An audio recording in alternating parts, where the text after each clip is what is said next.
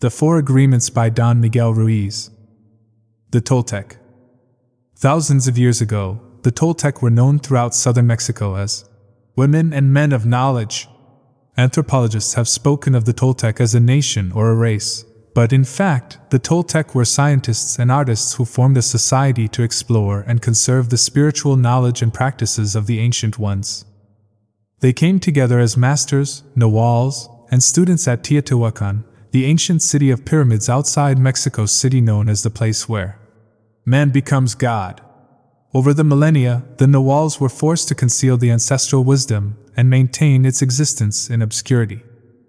European conquest, coupled with rampant misuse of personal power by a few of the apprentices, made it necessary to shield the knowledge from those who were not prepared to use it wisely or who might intentionally misuse it for personal gain. Fortunately, the esoteric Toltec knowledge was embodied and passed on through generations by different lineages of nawals.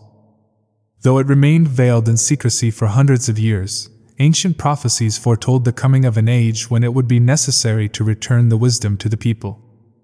Now Don Miguel Ruiz, a nawal from the Eagle Knight lineage, has been guided to share with us the powerful teachings of the Toltec.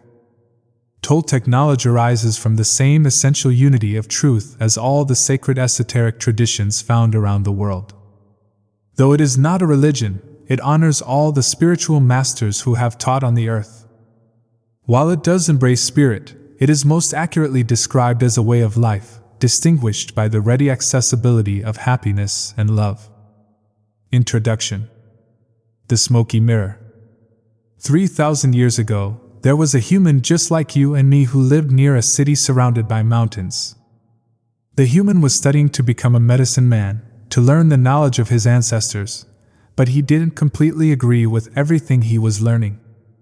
In his heart, he felt there must be something more. One day, as he slept in a cave, he dreamed that he saw his own body sleeping. He came out of the cave on the night of a new moon. The sky was clear, and he could see millions of stars. Then something happened inside of him that transformed his life forever. He looked at his hands, he felt his body, and he heard his own voice say, "I am made of light, I am made of stars." He looked at the stars again, and he realized that it's not the stars that create light, but rather light that creates the stars. "Everything is made of light," he said, "and the space in between isn't empty." And he knew that everything that exists is one living being, and that light is the messenger of life, because it is alive and contains all information. Then he realized that although he was made of stars, he was not those stars. "I am in between the stars," he thought. So he called the stars the tonal and the light between the stars the nawal, and he knew that what created the harmony and space between the two is life or intent. Without life, the tonal and the nawal could not exist. Life is the force of the Absolute, the Supreme, the Creator who creates everything. This is what he discovered. Everything in existence is a manifestation of the one living being we call God. Everything is God. And he came to the conclusion that human perception is merely light perceiving light. He also saw that matter is a mirror. Everything is a mirror that reflects light and creates images of that light. And the world of illusion, the dream, is just like smoke which doesn't allow us to see what we really are. "The real us is pure love, pure light," he said. This realization changed his life. Once he knew what he really was, he looked around at other humans and the rest of nature, and he was amazed at what he saw. He saw himself in everything, in every human, in every animal, in every tree, in the water, in the rain, in the clouds, in the earth. And he saw that life mixed the tonal and the nawal in different ways to create billions of manifestations of life. In those few moments he comprehended everything. He was very excited, and his heart was filled with peace. He could hardly wait to tell his people what he had discovered. But there were no words to explain it. He tried to tell the others, but they could not understand. They could see that he had changed, that something beautiful was radiating from his eyes and his voice. They noticed that he no longer had judgment about anything or anyone. He was no longer like anyone else. He could understand everyone very well, but no one could understand him. They believed that he was an incarnation of God, and he smiled when he heard this and he said, "It is true. I am God. But you are also God. We are the same, you and I. We are images of light. We are God." But still the people didn't understand him. He had discovered that he was a mirror for the rest of the people, a mirror in which he could see himself. "Everyone is a mirror," he said. He saw himself in everyone, but nobody saw him as themselves. And he realized that everyone was dreaming, but without awareness, without knowing what they really are. They couldn't see him as themselves because there was a wall of fog or smoke between the mirrors. And that wall of fog was made by the interpretation of images of light, the dream of humans. Then he knew that he would soon forget all that he had learned. He wanted to remember all the visions he had had, so he decided to call himself the smoky mirror so that he would always know that matter is a mirror and the smoke in between is what keeps us from knowing what we are. He said, "I am the smoky mirror, because I am looking at myself in all of you, but we don't recognize each other because of the smoke in between us. That smoke is the dream, and the mirror is you, the dreamer. Living is easy with eyes closed, misunderstanding all you see." John Lennon. Chapter 1. Domestication and the Dream of the Planet. What you are seeing and hearing right now is nothing but a dream. You are dreaming right now in this moment. You are dreaming with the brain awake. Dreaming is the main function of the mind, and the mind dreams 24 hours a day. It dreams when the brain is awake, and it also dreams when the brain is asleep. The difference is that when the brain is awake, there is a material frame that makes us perceive things in a linear way. When we go to sleep, we do not have the frame, and the dream has the tendency to change constantly. Humans are dreaming all the time. Before we were born, the humans before us created a big outside dream that we will call society's dream, or the dream of the planet. The dream of the planet is the collective dream of billions of smaller, personal dreams, which together create a dream of a family, a dream of a community, a dream of a city, a dream of a country, and finally a dream of the whole humanity. The dream of the planet includes all of society's rules, its beliefs, its laws, its religions, its different cultures and ways to be, its governments, schools, social events, and holidays. We are born with the capacity to learn how to dream, and the humans who lived before us teach us how to dream the way society dreams. The outside dream has so many rules that when a new human is born, we hook the child's attention and introduce these rules into his or her mind. The outside dream uses mom and dad, the schools, and religion to teach us how to dream. Attention is the ability we have to discriminate and to focus only on that which we want to perceive. We can perceive millions of things simultaneously, but using our attention, we can hold whatever we want to perceive in the foreground of our mind. The adults around us hooked our attention and put information into our minds through repetition. That is the way we learned everything we know. By using our attention, we learned a whole reality, a whole dream. We learned how to behave in society, what to believe and what not to believe, what is acceptable and what is not acceptable, what is good and what is bad, what is beautiful and what is ugly, what is right and what is wrong. It was all there already.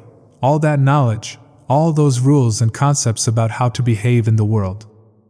When you were in school, you sat in a little chair and put your attention on what the teacher was teaching you.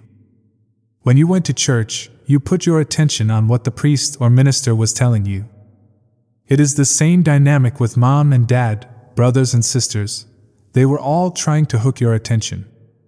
We also learned to hook the attention of other humans, and we develop a need for attention which can become very competitive. Children compete for the attention of their parents, their teachers, their friends. Look at me! Look at what I'm doing! Hey, I'm here. The need for attention becomes very strong and continues into adulthood. The outside dream hooks our attention and teaches us what to believe, beginning with the language that we speak. Language is the code for understanding and communication between humans. Every letter, every word in each language is an agreement. We call this a page in a book. The word page is an agreement that we understand. Once we understand the code, our attention is hooked and the energy is transferred from one person to another. It was not your choice to speak English. You didn't choose your religion or your moral values. They were already there before you were born. We never had the opportunity to choose what to believe or what not to believe. We never chose even the smallest of these agreements. We didn't even choose our own name. As children, we didn't have the opportunity to choose our beliefs, but we agreed with the information that was passed to us from the dream of the planet via other humans. The only way to store information is by agreement. The outside dream may hook our attention, but if we don't agree, we don't store that information. As soon as we agree, we believe it, and this is called faith. To have faith is to believe unconditionally. That's how we learn as children. Children believe everything adults say. We agree with them, and our faith is so strong that the belief system controls our whole dream of life. We didn't choose these beliefs, and we may have rebelled against them, but we were not strong enough to win the rebellion. The result is surrender to the beliefs with our agreement. I call this process the domestication of humans. And through this domestication we learn how to live and how to dream. In human domestication, the information from the outside dream is conveyed to the inside dream, creating our whole belief system. First, the child is taught the names of things: mom, dad, milk bottle. Day by day, at home, at school, at church, and from television, we are told how to live, what kind of behavior is acceptable. The outside dream teaches us how to be a human. We have a whole concept of what a woman is and what a man is. And we also learn to judge. We judge ourselves, judge other people, judge the neighbors. Children are domesticated the same way that we domesticate a dog, a cat, or any other animal. In order to teach a dog, we punish the dog and we give it rewards. We train our children whom we love so much the same way that we train any domesticated animal, with a system of punishment and reward. We are told, "You're a good boy," or "You're a good girl," when we do what mom and dad want us to do. When we don't, we are a bad girl, or a bad boy. When we went against the rules, we were punished. When we went along with the rules, we got a reward. We were punished many times a day, and we were also rewarded many times a day. Soon we became afraid of being punished, and also afraid of not receiving the reward. The reward is the attention that we got from our parents or from other people like siblings, teachers, and friends. We soon develop a need to hook other people's attention in order to get the reward. The reward feels good, and we keep doing what others want us to do in order to get the reward. With that fear of being punished and that fear of not getting the reward, we start pretending to be what we are not, just to please others, just to be good enough for someone else. We try to please mom and dad, we try to please the teachers at school, we try to please the church, and so we start acting. We pretend to be what we are not because we are afraid of being rejected. The fear of being rejected becomes the fear of not being good enough. Eventually we become someone that we are not. We become a copy of mama's beliefs, daddy's beliefs, society's beliefs, and religion's beliefs. All our normal tendencies are lost in the process of domestication. And when we are old enough for our mind to understand, we learn the word no. The adults say, "Don't do this and don't do that." We rebel and say, "No." We rebel because we are defending our freedom. We want to be ourselves, but we are very little, and the adults are big and strong. After a certain time we are afraid because we know that every time we do something wrong we are going to be punished. The domestication is so strong that at a certain point in our lives we no longer need anyone to domesticate us. We don't need mom or dad, the school or the church to domesticate us. We are so well trained that we are our own domesticator. We are an auto-domesticated animal. We can now domesticate ourselves according to the same belief system we were given, and using the same system of punishment and reward. We punish ourselves when we don't follow the rules according to our belief system. We reward ourselves when we are that good boy or good girl. The belief system is like a book of law that rules our mind. Without question, whatever is in that book of law is our truth. We base all of our judgments according to the book of law, even if these judgments go against our own inner nature.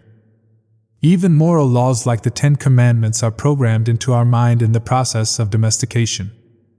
One by one, all these agreements go into the book of law, and these agreements rule our dream. There is something in our minds that judges everybody and everything, including the weather, the dog, the cat, everything. The inner judge uses what is in our book of law to judge everything we do and don't do, everything we think and don't think, and everything we feel and don't feel. Everything lives under the tyranny of this judge. Every time we do something that goes against the book of law, the judge says we are guilty, we need to be punished, we should be ashamed. This happens many times a day, day after day, for all the years of our lives. There is another part of us that receives the judgments, and this part is called the victim. The victim carries the blame, the guilt, and the shame. It is the part of us that says, "Poor me, I'm not good enough, I'm not intelligent enough, I'm not attractive enough, I'm not worthy of love, poor me." The big judge agrees and says, "Yes, you are not good enough." And this is all based on a belief system that we never chose to believe. These beliefs are so strong that even years later, when we are exposed to new concepts and try to make our own decisions, we find that these beliefs still control our lives. Whatever goes against the book of law will make you feel a funny sensation in your solar plexus, and it's called fear. Breaking the rules in the book of law opens your emotional wounds, and your reaction is to create emotional poison. Because everything that is in the book of law has to be true, anything that challenges what you believe is going to make you feel unsafe. Even if the book of law is wrong, it makes you feel safe. That is why we need a great deal of courage to challenge our own beliefs. Because even if we know we didn't choose all these beliefs, it is also true that we agreed to all of them. The agreement is so strong that even if we understand the concept of it not being true, we feel the blame, the guilt, and the shame that occur if we go against these rules.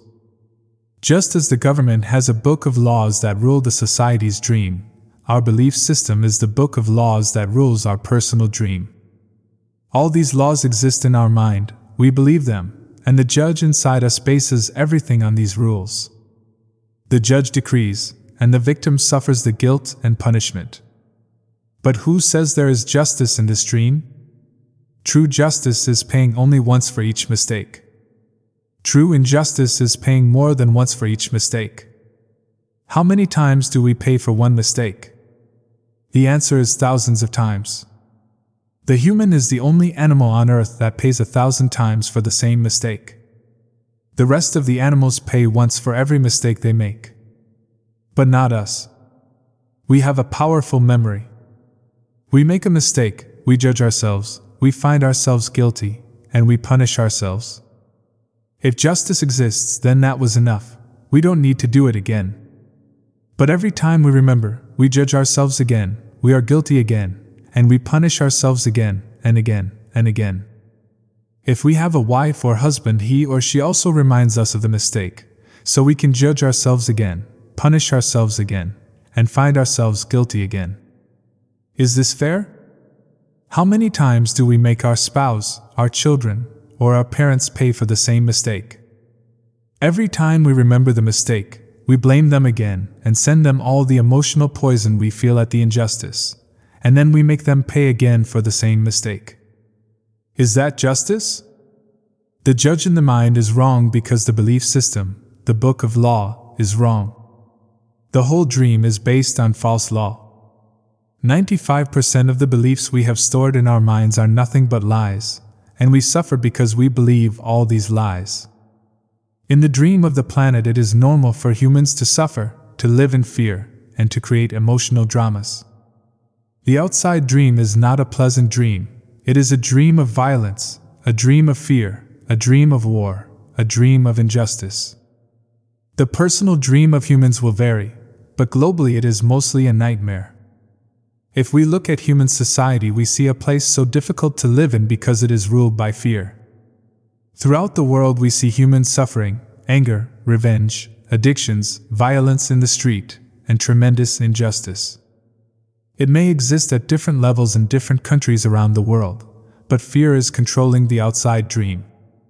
If we compare the dream of human society with the description of hell that religions all around the world have promulgated, we find they are exactly the same. Religions say that hell is a place of punishment, a place of fear, pain, and suffering, a place where the fire burns you. Fire is generated by emotions that come from fear. Whenever we feel the emotions of anger, jealousy, envy, or hate, we experience a fire burning within us. We are living in a dream of hell. If you consider hell as a state of mind, then hell is all around us. Others may warn us that if we don't do what they say we should do, we will go to hell. Bad news.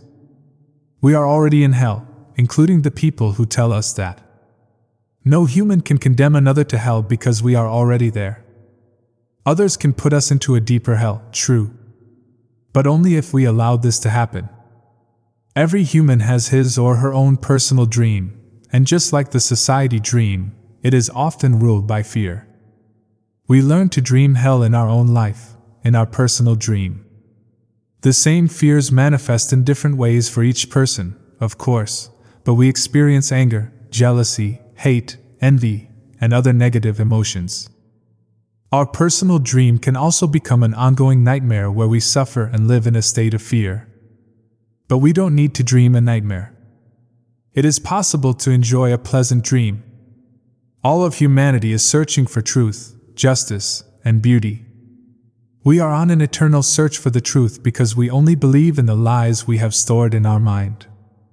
We are searching for justice because in the belief system we have, there is no justice. We search for beauty because it doesn't matter how beautiful a person is, we don't believe that person has beauty. We keep searching and searching, when everything is already within us. There is no truth to find. Wherever we turn our heads, all we see is the truth, but with the agreements and beliefs we have stored in our mind, we have no eyes for this truth. We don't see the truth because we are blind. What blinds us are all those false beliefs we have in our mind. We have the need to be right and to make others wrong. We trust what we believe, and our beliefs set us up for suffering. It is as if we live in the middle of a fog that doesn't let us see any further than our own nose. We live in a fog that is not even real. This fog is a dream, your personal dream of life, what you believe, all the concepts you have about what you are, all the agreements you have made with others, with yourself, and even with God. Your whole mind is a fog which the Toltecs called a mitote, pronounced mihtety. Your mind is a dream where 1,000 people talk at the same time, and nobody understands each other. This is the condition of the human mind, a big mitote, and with that big mitote you cannot see what you really are. In India they call the mitote Maya, which means illusion. It is the personality's notion of, I am. Everything you believe about yourself and the world, all the concepts and programming you have in your mind, are all the mitote. We cannot see who we truly are. We cannot see that we are not free. That is why humans resist life. To be alive is the biggest fear humans have. Death is not the biggest fear we have. Our biggest fear is taking the risk to be alive, the risk to be alive and express what we really are. Just being ourselves is the biggest fear of humans. We have learned to live our lives trying to satisfy other people's demands. We have learned to live by other people's points of view because of the fear of not being accepted and of not being good enough for someone else. During the process of domestication, we form an image of what perfection is in order to try to be good enough. We create an image of how we should be in order to be accepted by everybody.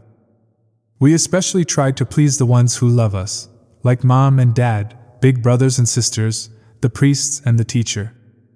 Trying to be good enough for them, we create an image of perfection, but we don't fit this image. We create this image, but this image is not real.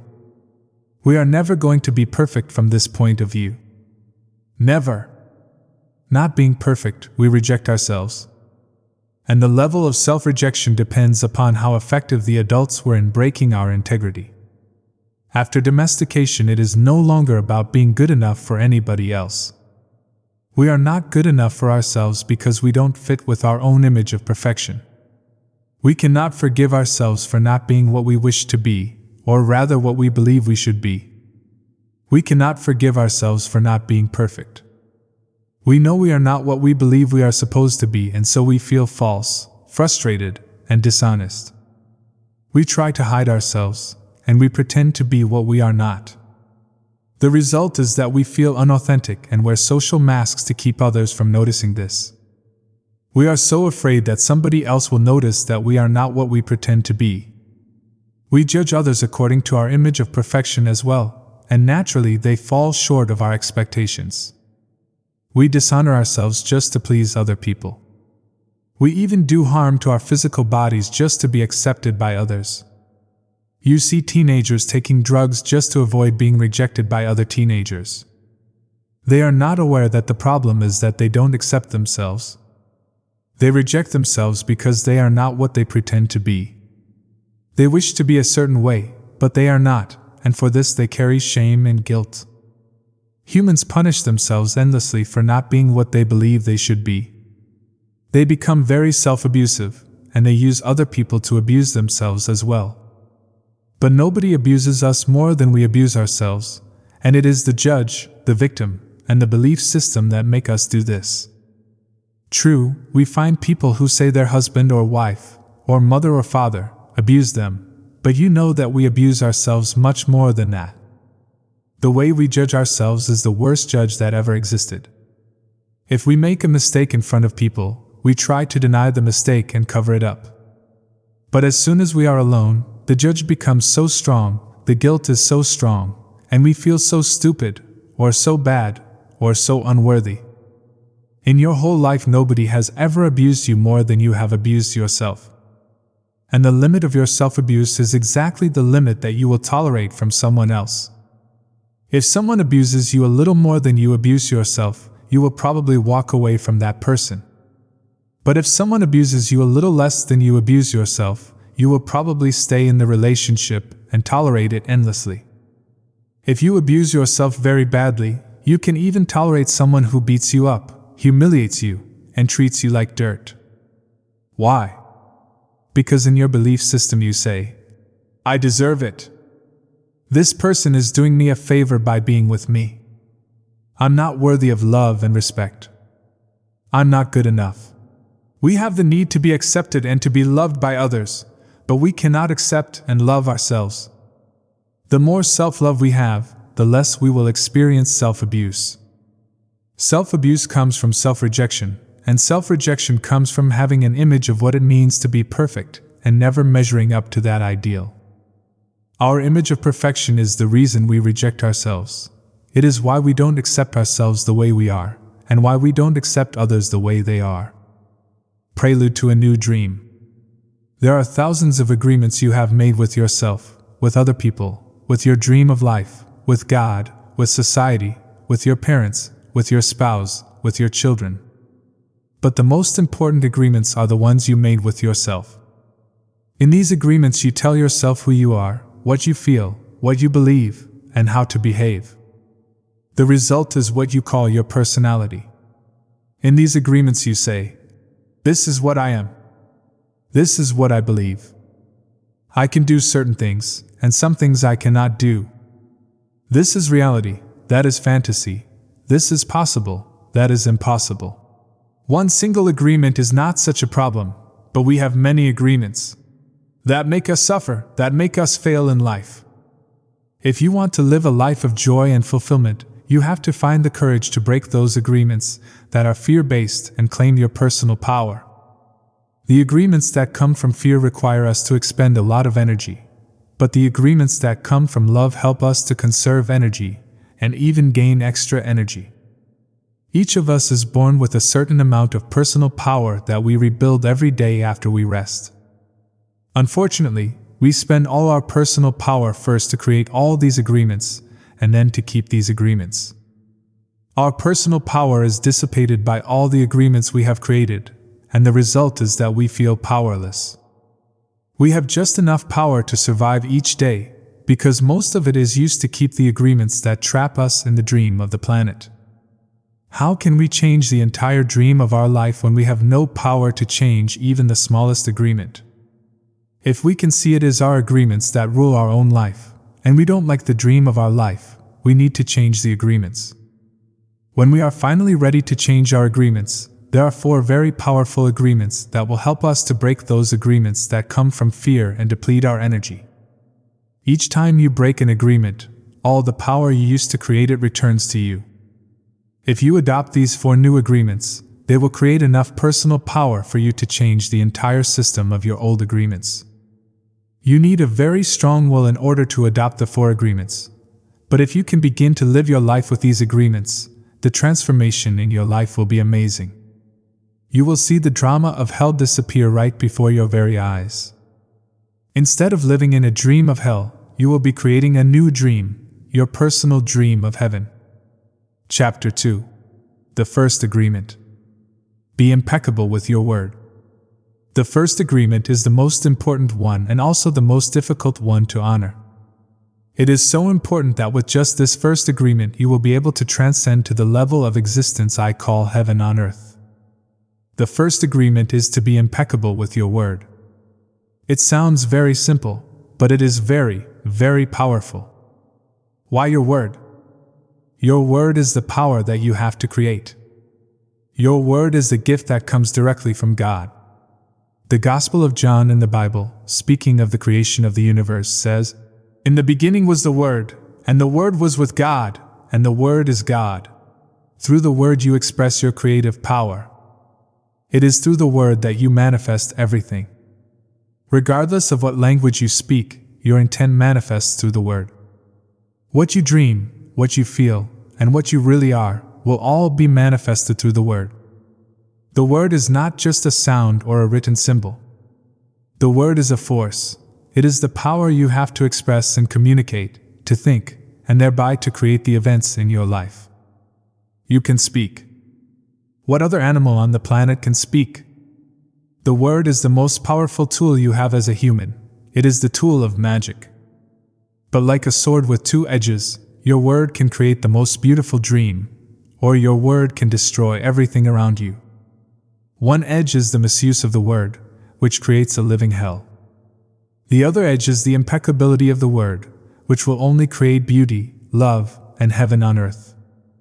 Depending upon how it is used, the word can set you free, or it can enslave you even more than you know. All the magic you possess is based on your word. Your word is pure magic, and misuse of your word is black magic. The word is so powerful that one word can change a life or destroy the lives of millions of people. Some years ago, one man in Germany, by the use of the word, manipulated a whole country of the most intelligent people. He led them into a world war with just the power of his word. He convinced others to commit the most atrocious acts of violence. He activated people's fear with the word, and like a big explosion, there was killing and war all around the world. All over the world, humans destroyed other humans because they were afraid of each other. Hitler's word, based on fear-generated beliefs and agreements, will be remembered for centuries. The human mind is like a fertile ground where seeds are continually being planted. The seeds are opinions, ideas, and concepts. You plant a seed, a thought, and it grows. The word is like a seed, and the human mind is so fertile.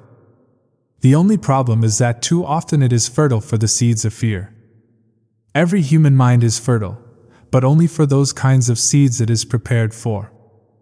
What is important is to see which kind of seeds our mind is fertile for, and to prepare it to receive the seeds of love.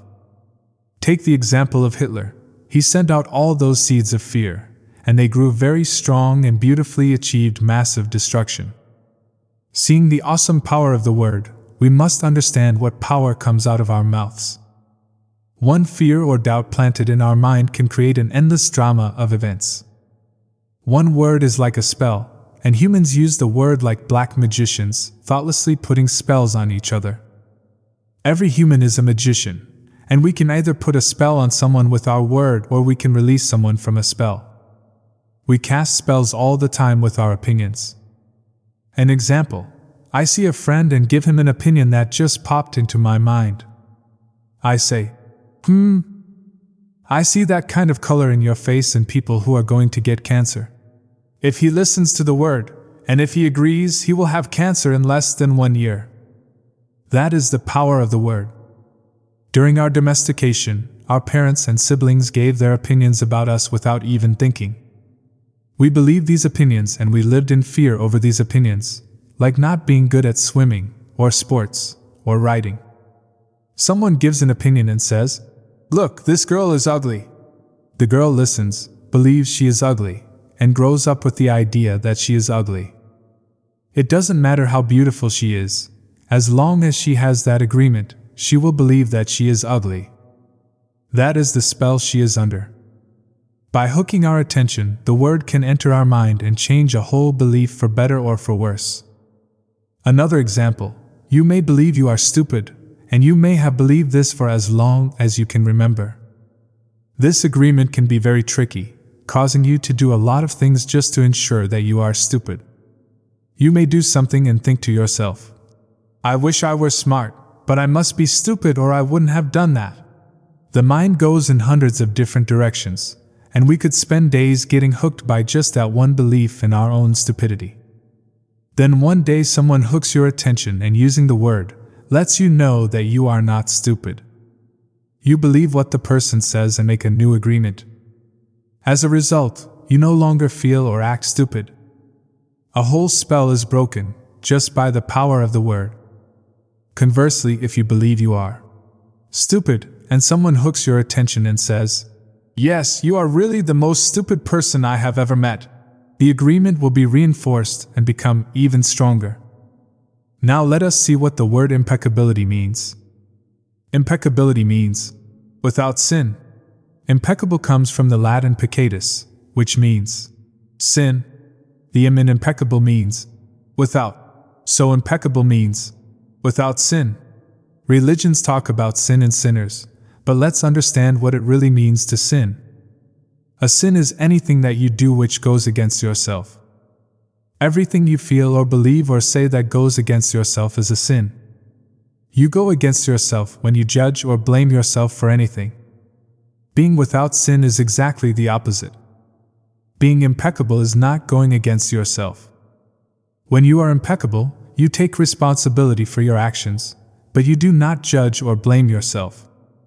From this point of view, the whole concept of sin changes from something moral or religious to something common sense. Sin begins with rejection of yourself. Self-rejection is the biggest sin that you commit.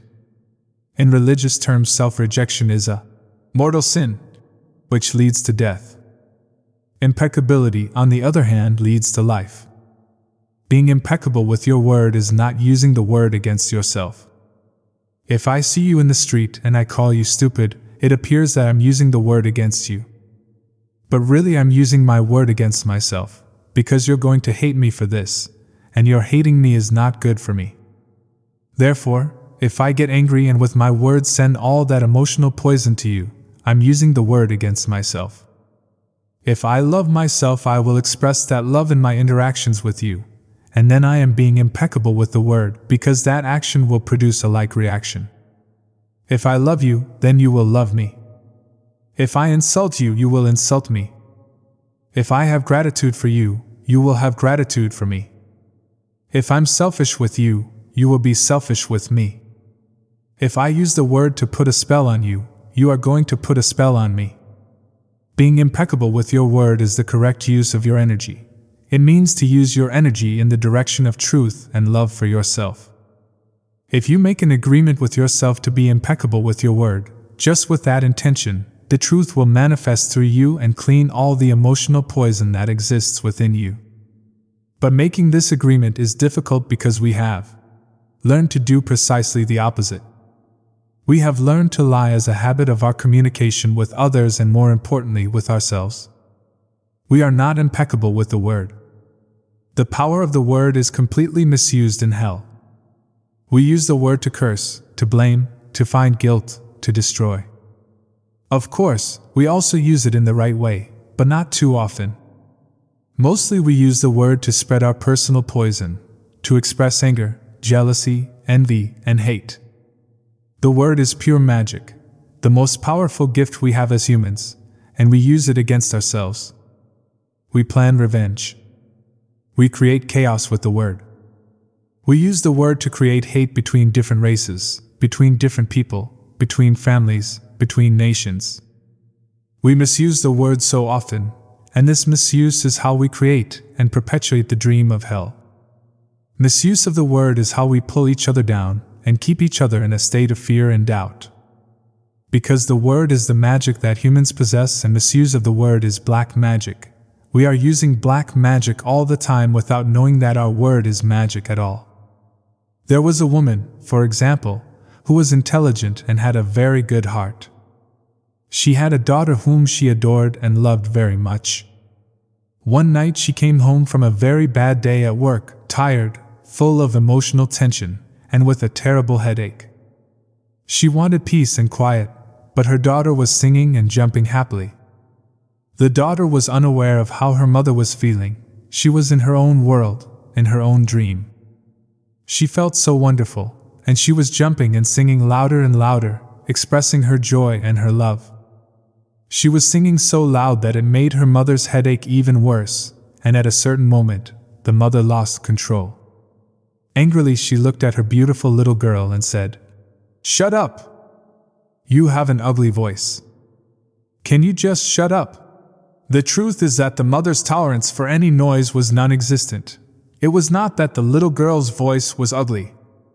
But the daughter believed what her mother said, and in that moment she made an agreement with herself. After that she no longer sang, because she believed her voice was ugly, and would bother anyone who heard it.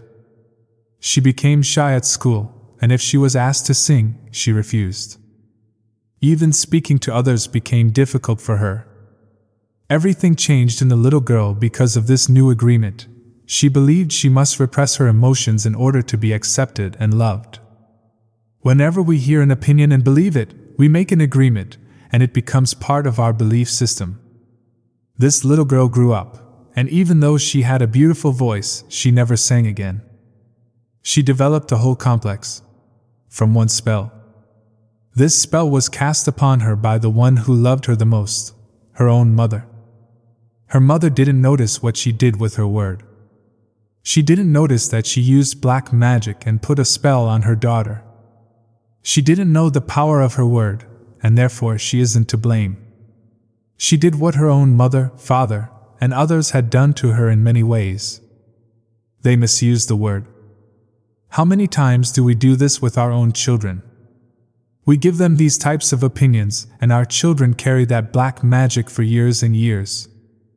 People who love us do black magic on us, but they don't know what they do. That is why we must forgive them. They don't know what they do. Another example, you awake in the morning feeling very happy. You feel so wonderful, you stay 1 or 2 hours in front of the mirror, making yourself beautiful. Well, one of your best friends says, "What has happened to you? You look so ugly. Look at the dress you are wearing, you look ridiculous." That's it. That is enough to put you all the way down in hell. Maybe this girlfriend just told you this to hurt you. And she did. She gave you an opinion with all the power of her word behind it. If you accept the opinion, it becomes an agreement now, and you put all your power into that opinion. That opinion becomes black magic. These types of spells are difficult to break. The only thing that can break a spell is to make a new agreement based on truth. The truth is the most important part of being impeccable with your word. On one side of the sword are the lies which create black magic, and on the other side of the sword is the truth which has the power to break the spell of black magic. Only the truth will set us free. Looking at everyday human interactions, imagine how many times we cast spells on each other with our word. Over time, this interaction has become the worst form of black magic, and we call it gossip. Gossip is black magic at its very worst because it is pure poison. We learn how to gossip by agreement. When we were children, we heard the adults around us gossiping all the time, openly giving their opinions about other people. They even had opinions about people they didn't know. Emotional poison was transferred along with the opinions, and we learned this as the normal way to communicate. Gossiping has become the main form of communication in human society. It has become the way we feel close to each other, because it makes us feel better. To see someone else feel as badly as we do. There is an old expression that says, "Misery likes company," and people who are suffering in hell don't want to be all alone. Fear and suffering are an important part of the dream of the planet. They are how the dream of the planet keeps us down. Using the analogy of the human mind as a computer, gossip can be compared to a computer virus. A computer virus is a piece of computer language written in the same language all the other codes are written in, but with a harmful intent. This code is inserted into the program of your computer when you least expect it, and most of the time without your awareness. After this code has been introduced, your computer doesn't work quite right, or it doesn't function at all because the codes get so mixed up with so many conflicting messages that it stops producing good results. Human gossip works exactly the same way. For example, you are beginning a new class with a new teacher, and you have looked forward to it for a long time. On the first day of class, you run into someone who took the class before, who tells you, "Oh, that instructor was such a pompous jerk. He didn't know what he was talking about, and he was a pervert too, so watch out." You are immediately imprinted with the word and the emotional code the person had when saying this, but what you are not aware of is his or her motivation in telling you. This person could be angry for failing the class or simply making an assumption based on fears and prejudices. But because you have learned to ingest information like a child, some part of you believes the gossip, and you go on to the class.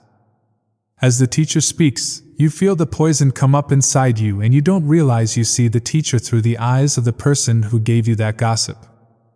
Then you start talking to other people in the class about this, and they start to see the teacher in the same way, as a jerk and a pervert. You really hate the class, and soon you decide to drop out. You blame the teacher, but it is gossip that is to blame. All of this mess can be caused by one little computer virus. One little piece of misinformation can break down communication between people, causing every person it touches to become infected and contagious to others. Imagine that every single time others gossip to you, they insert a computer virus into your mind, causing you to think a little less clearly every time. Then imagine that in an effort to clean up your own confusion and get some relief from the poison, you gossip and spread these viruses to someone else. Now imagine this pattern going on in a never-ending chain between all the humans on Earth. The result is a world full of humans who can only read information through circuits that are clogged with a poisonous, contagious virus.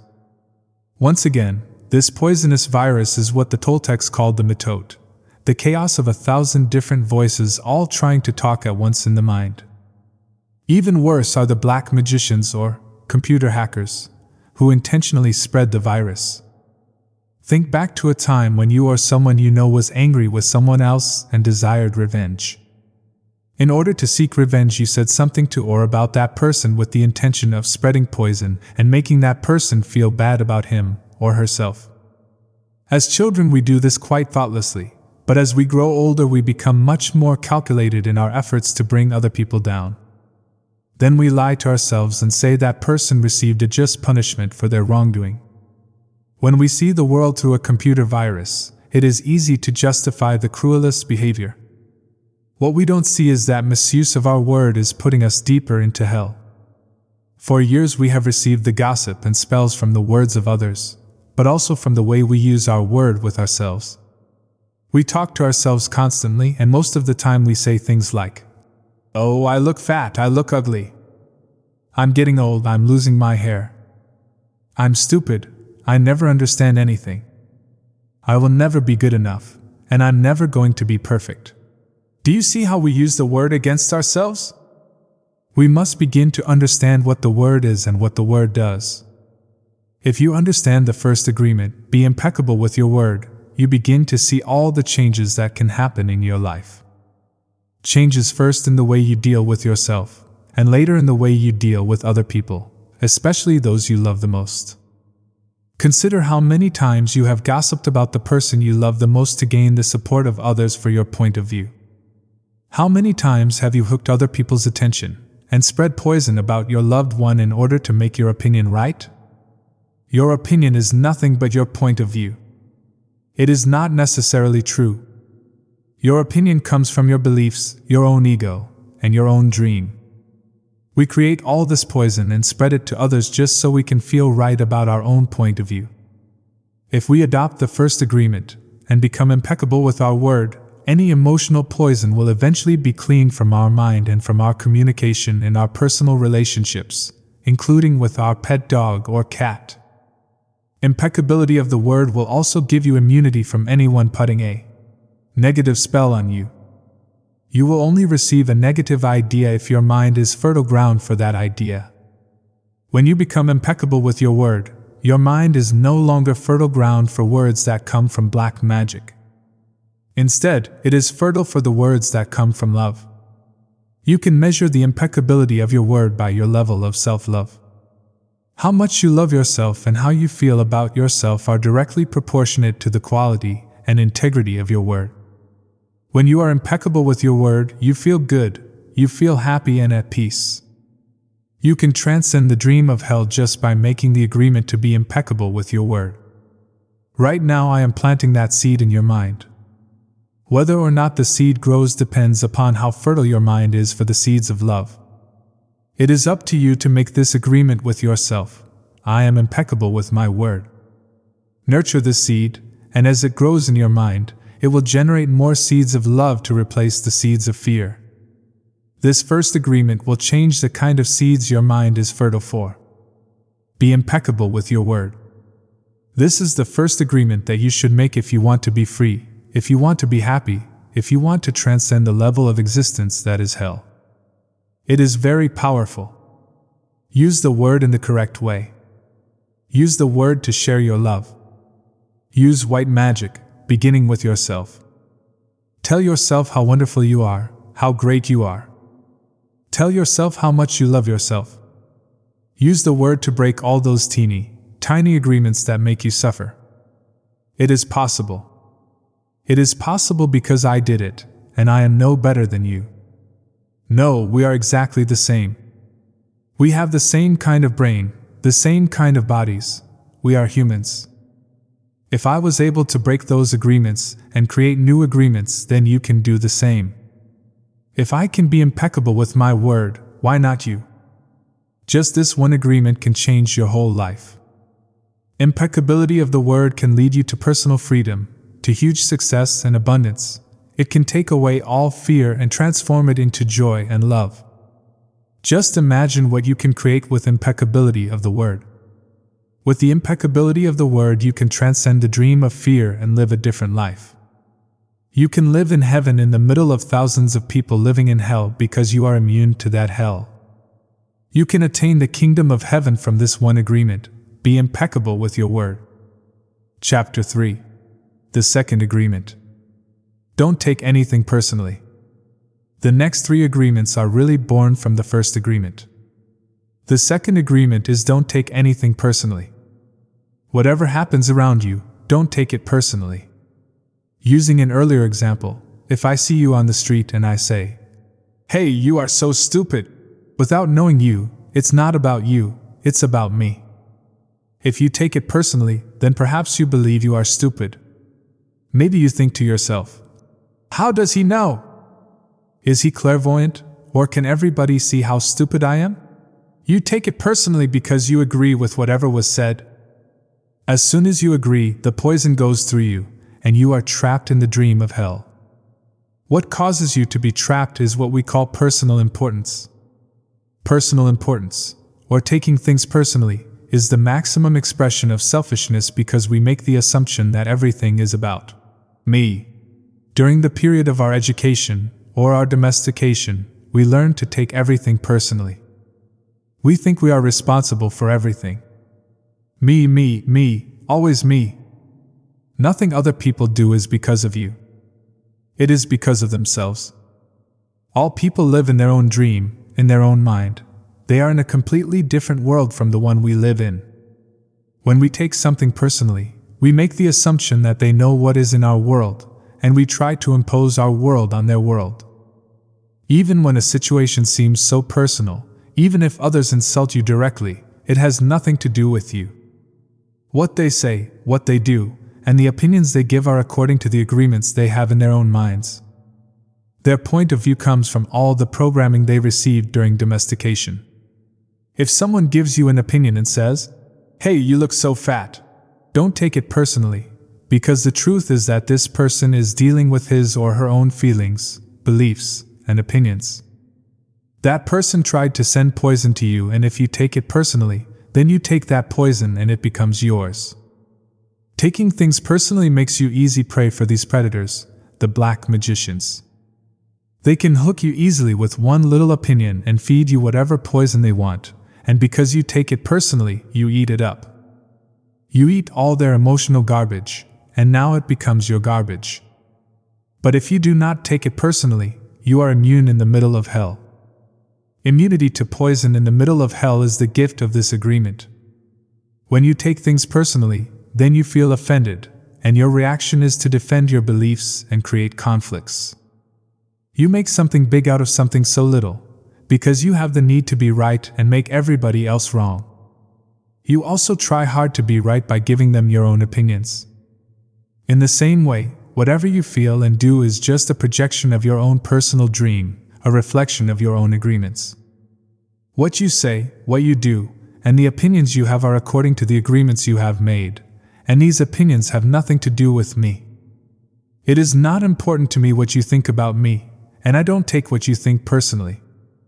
I don't take it personally when people say, "Miguel, you are the best," and I also don't take it personally when they say, "Miguel, you are the worst." I know that when you are happy you will tell me, "Miguel, you are such an angel." But when you are mad at me you will say, "Oh, Miguel, you are such a devil. You are so disgusting." How can you say those things? Either way, it does not affect me because I know what I am. I don't have the need to be accepted. I don't have the need to have someone tell me, "Miguel, you are doing so good," or, "How dare you do that?" No, I don't take it personally. Whatever you think, whatever you feel, I know is your problem and not my problem. It is the way you see the world. It is nothing personal, because you are dealing with yourself, not with me. Others are going to have their own opinion according to their belief system, so nothing they think about me is really about me, but it is about them. You may even tell me, "Miguel, what you are saying is hurting me." But it is not what I am saying that is hurting you.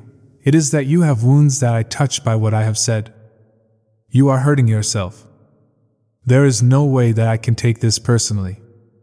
Not because I don't believe in you or don't trust you, but because I know that you see the world with different eyes, with your eyes. You create an entire picture or movie in your mind, and in that picture you are the director, you are the producer, you are the main actor or actress. Everyone else is a secondary actor or actress.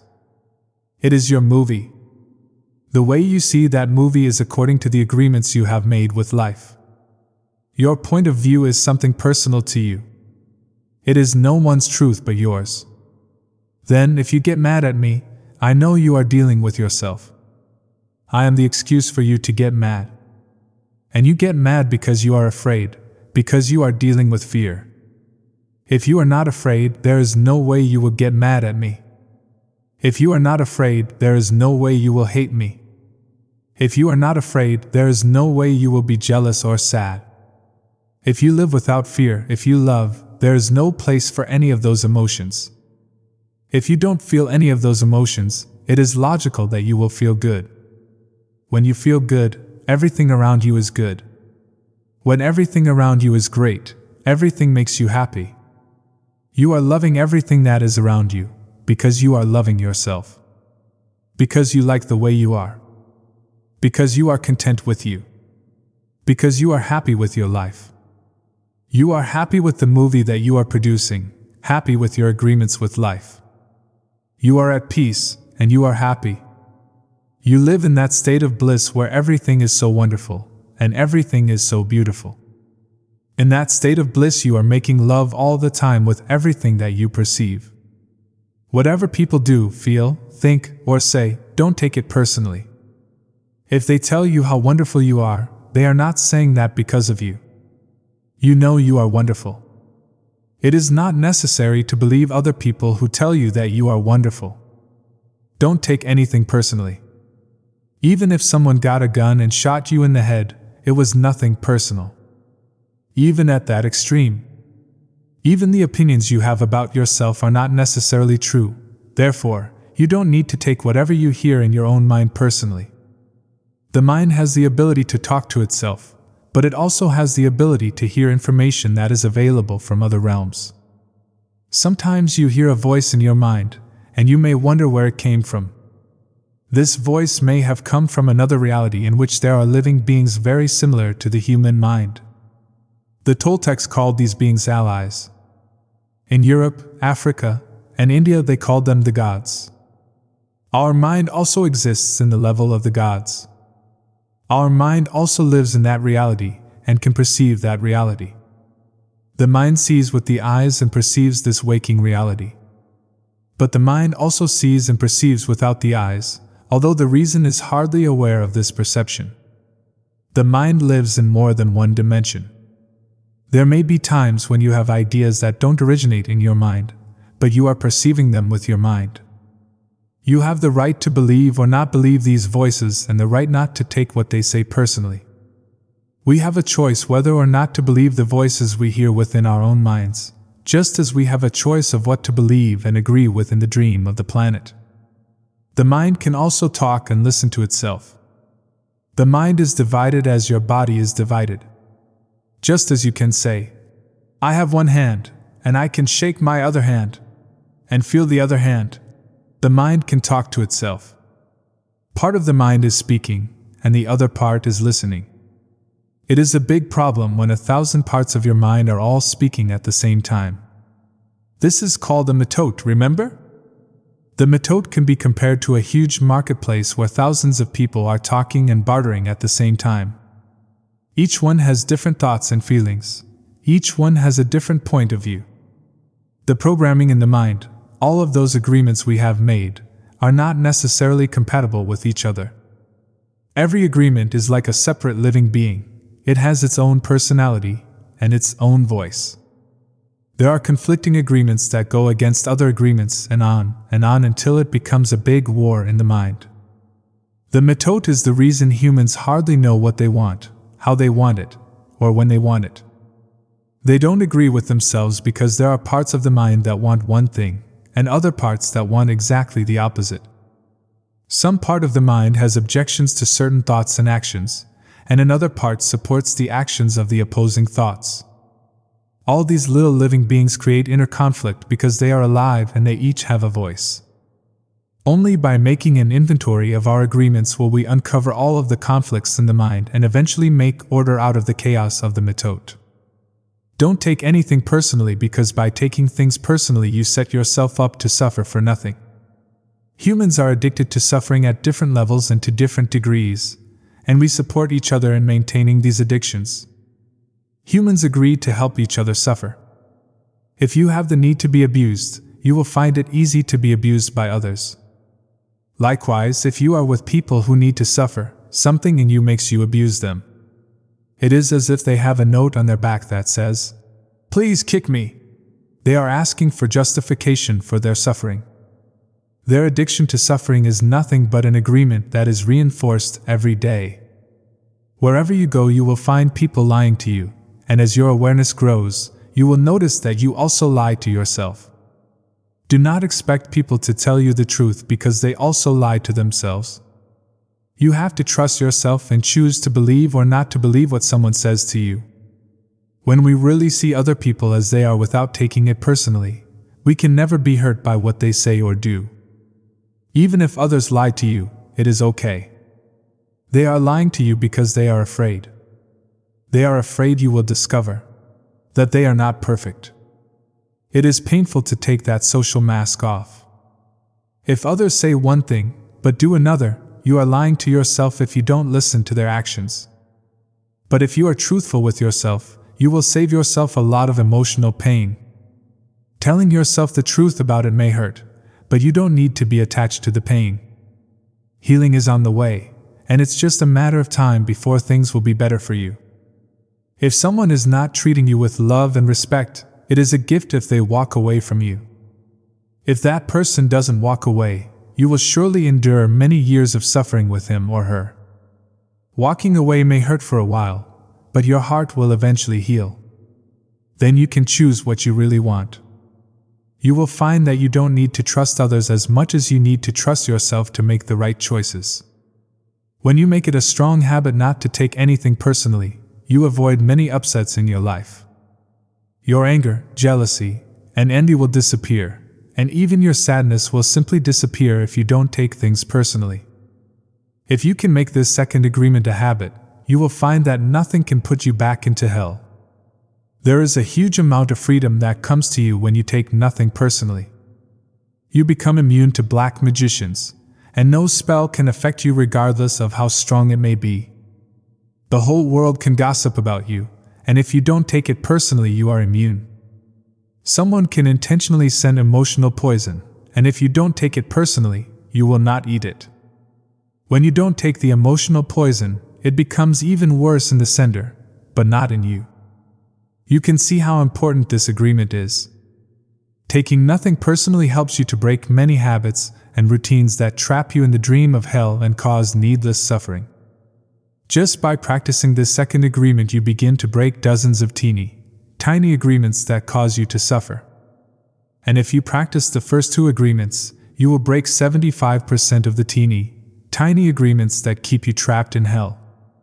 Write this agreement on paper and put it on your refrigerator to remind you all the time, don't take anything personally. As you make a habit of not taking anything personally, you won't need to place your trust in what others do or say. You will only need to trust yourself to make responsible choices. You are never responsible for the actions of others. You are only responsible for you. When you truly understand this, and refuse to take things personally, you can hardly be hurt by the careless comments or actions of others. If you keep this agreement, you can travel around the world with your heart completely open and no one can hurt you. You can say, "I love you," without fear of being ridiculed or rejected. You can ask for what you need. You can say yes or you can say no, whatever you choose, without guilt or self-judgment. You can choose to follow your heart always. Then you can be in the middle of hell and still experience inner peace and happiness. You can stay in your state of bliss, and hell will not affect you at all. Chapter 4. The Third Agreement. Don't make assumptions. The third agreement is don't make assumptions. We have the tendency to make assumptions about everything. The problem with making assumptions is that we believe they are the truth. We could swear they are real. We make assumptions about what others are doing or thinking, we take it personally, then we blame them and react by sending emotional poison with our word. That is why whenever we make assumptions, we're asking for problems. We make an assumption, we misunderstand, we take it personally, and we end up creating a whole big drama for nothing. All the sadness and drama you have lived in your life was rooted in making assumptions and taking things personally. Take a moment to consider the truth of this statement. The whole war of control between humans is about making assumptions and taking things personally. Our whole dream of hell is based on that. We create a lot of emotional poison just by making assumptions and taking it personally, because usually we start gossiping about our assumptions. Remember, gossiping is the way we communicate to each other in the dream of hell and transfer poison to one another. Because we are afraid to ask for clarification, we make assumptions and believe we are right about the assumptions. Then we defend our assumptions and try to make someone else wrong. It is always better to ask questions than to make an assumption, because assumptions set us up for suffering. The big method in the human mind creates a lot of chaos which causes us to misinterpret everything and misunderstand everything. We only see what we want to see, and hear what we want to hear. We don't perceive things the way they are. We have the habit of dreaming with no basis in reality. We literally dream things up in our imaginations. Because we don't understand something, we make an assumption about the meaning, and when the truth comes out, the bubble of our dream pops and we find out it was not what we thought it was at all. An example: you are walking in the mall and you see a person you like. That person turns to you and smiles, and then walks away.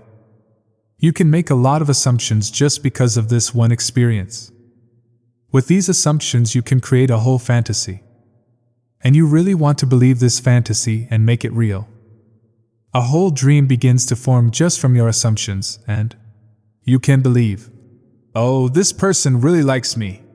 In your mind, a whole relationship begins from that. Maybe you even get married in this fantasy land. But the fantasy is in your mind, in your personal dream. Making assumptions in our relationships is really asking for problems. Often we make the assumption that our partners know what we think and that we don't have to say what we want. We assume they are going to do what we want because they know us so well. If they don't do what we assume they should do, we feel so hurt and say, "You should have known." Another example: you decide to get married, and you make the assumption that your partner sees marriage the same way that you do. Then you live together, and you find out this is not true. This creates a lot of conflict, but you still don't try to clarify your feelings about marriage. The husband comes home from work and the wife is mad, and the husband doesn't know why. Maybe it's because the wife made an assumption. Without telling him what she wants, she makes an assumption that he knows her so well, that he knows what she wants, as if he can read her mind. She gets so upset because he fails to meet her expectations. Making assumptions in relationships leads to a lot of fights, a lot of difficulties, a lot of misunderstandings with people we supposedly love. In any kind of relationship, we can make the assumption that others know what we think, and we don't have to say what we want. They are going to do what we want because they know us so well. If they don't do what we want, what we assume they should do, we feel hurt and think, "How could you do that? You should know." Again, we make the assumption that the other person knows what we want. A whole drama is created because we make this assumption and then put more assumptions on top of it. It is very interesting how the human mind works. We have the need to justify everything, to explain and understand everything, in order to feel safe. We have millions of questions that need answers because there are so many things that the reasoning mind cannot explain. It is not important if the answer is correct, just the answer itself makes us feel safe. This is why we make assumptions. If others tell us something, we make assumptions, and if they don't tell us something, we make assumptions to fulfill our need to know and to replace the need to communicate. Even if we hear something and we don't understand, we make assumptions about what it means and then believe the assumptions. We make all sorts of assumptions because we don't have the courage to ask questions. These assumptions are made so fast and unconsciously most of the time, because we have agreements to communicate this way. We have agreed that it is not safe to ask questions. We have agreed that if people love us, they should know what we want or how we feel. When we believe something, we assume we are right about it to the point that we will destroy relationships in order to defend our position. We make the assumption that everyone sees life the way we do. We assume that others think the way we think, feel the way we feel, judge the way we judge, and abuse the way we abuse. This is the biggest assumption that humans make. And this is why we have a fear of being ourselves around others. Because we think everyone else will judge us, victimize us, abuse us, and blame us as we do ourselves. So even before others have a chance to reject us, we have already rejected ourselves. That is the way the human mind works. We also make assumptions about ourselves, and this creates a lot of inner conflict. I think I am able to do this. You make this assumption, for instance, then you discover you aren't able to do it. You overestimate or underestimate yourself because you haven't taken the time to ask yourself questions and to answer them. Perhaps you need to gather more facts about a particular situation. Or maybe you need to stop lying to yourself about what you truly want. Often when you go into a relationship with someone you like, you have to justify why you like that person. You only see what you want to see and you deny there are things you don't like about that person. You lie to yourself just to make yourself right. Then you make assumptions, and one of the assumptions is, my love will change this person. But this is not true. Your love will not change anybody. If others change, it's because they want to change, not because you can change them. Then something happens between the two of you, and you get hurt.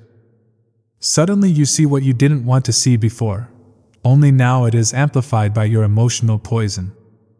Now you have to justify your emotional pain and blame them for your choices. We don't need to justify love, it is there or not there.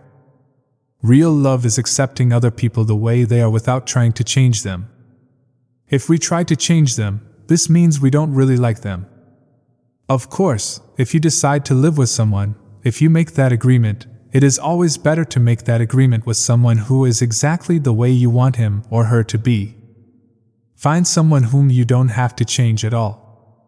It is much easier to find someone who is already the way you want him or her to be, instead of trying to change that person. Also, that person must love you just the way you are, so he or she doesn't have to change you at all. If others feel they have to change you, that means they really don't love you just the way you are. So why be with someone if you're not the way he or she wants you to be? We have to be what we are, so we don't have to present a false image. If you love me the way I am, okay, take me. If you don't love me the way I am, okay, bye-bye. Find someone else.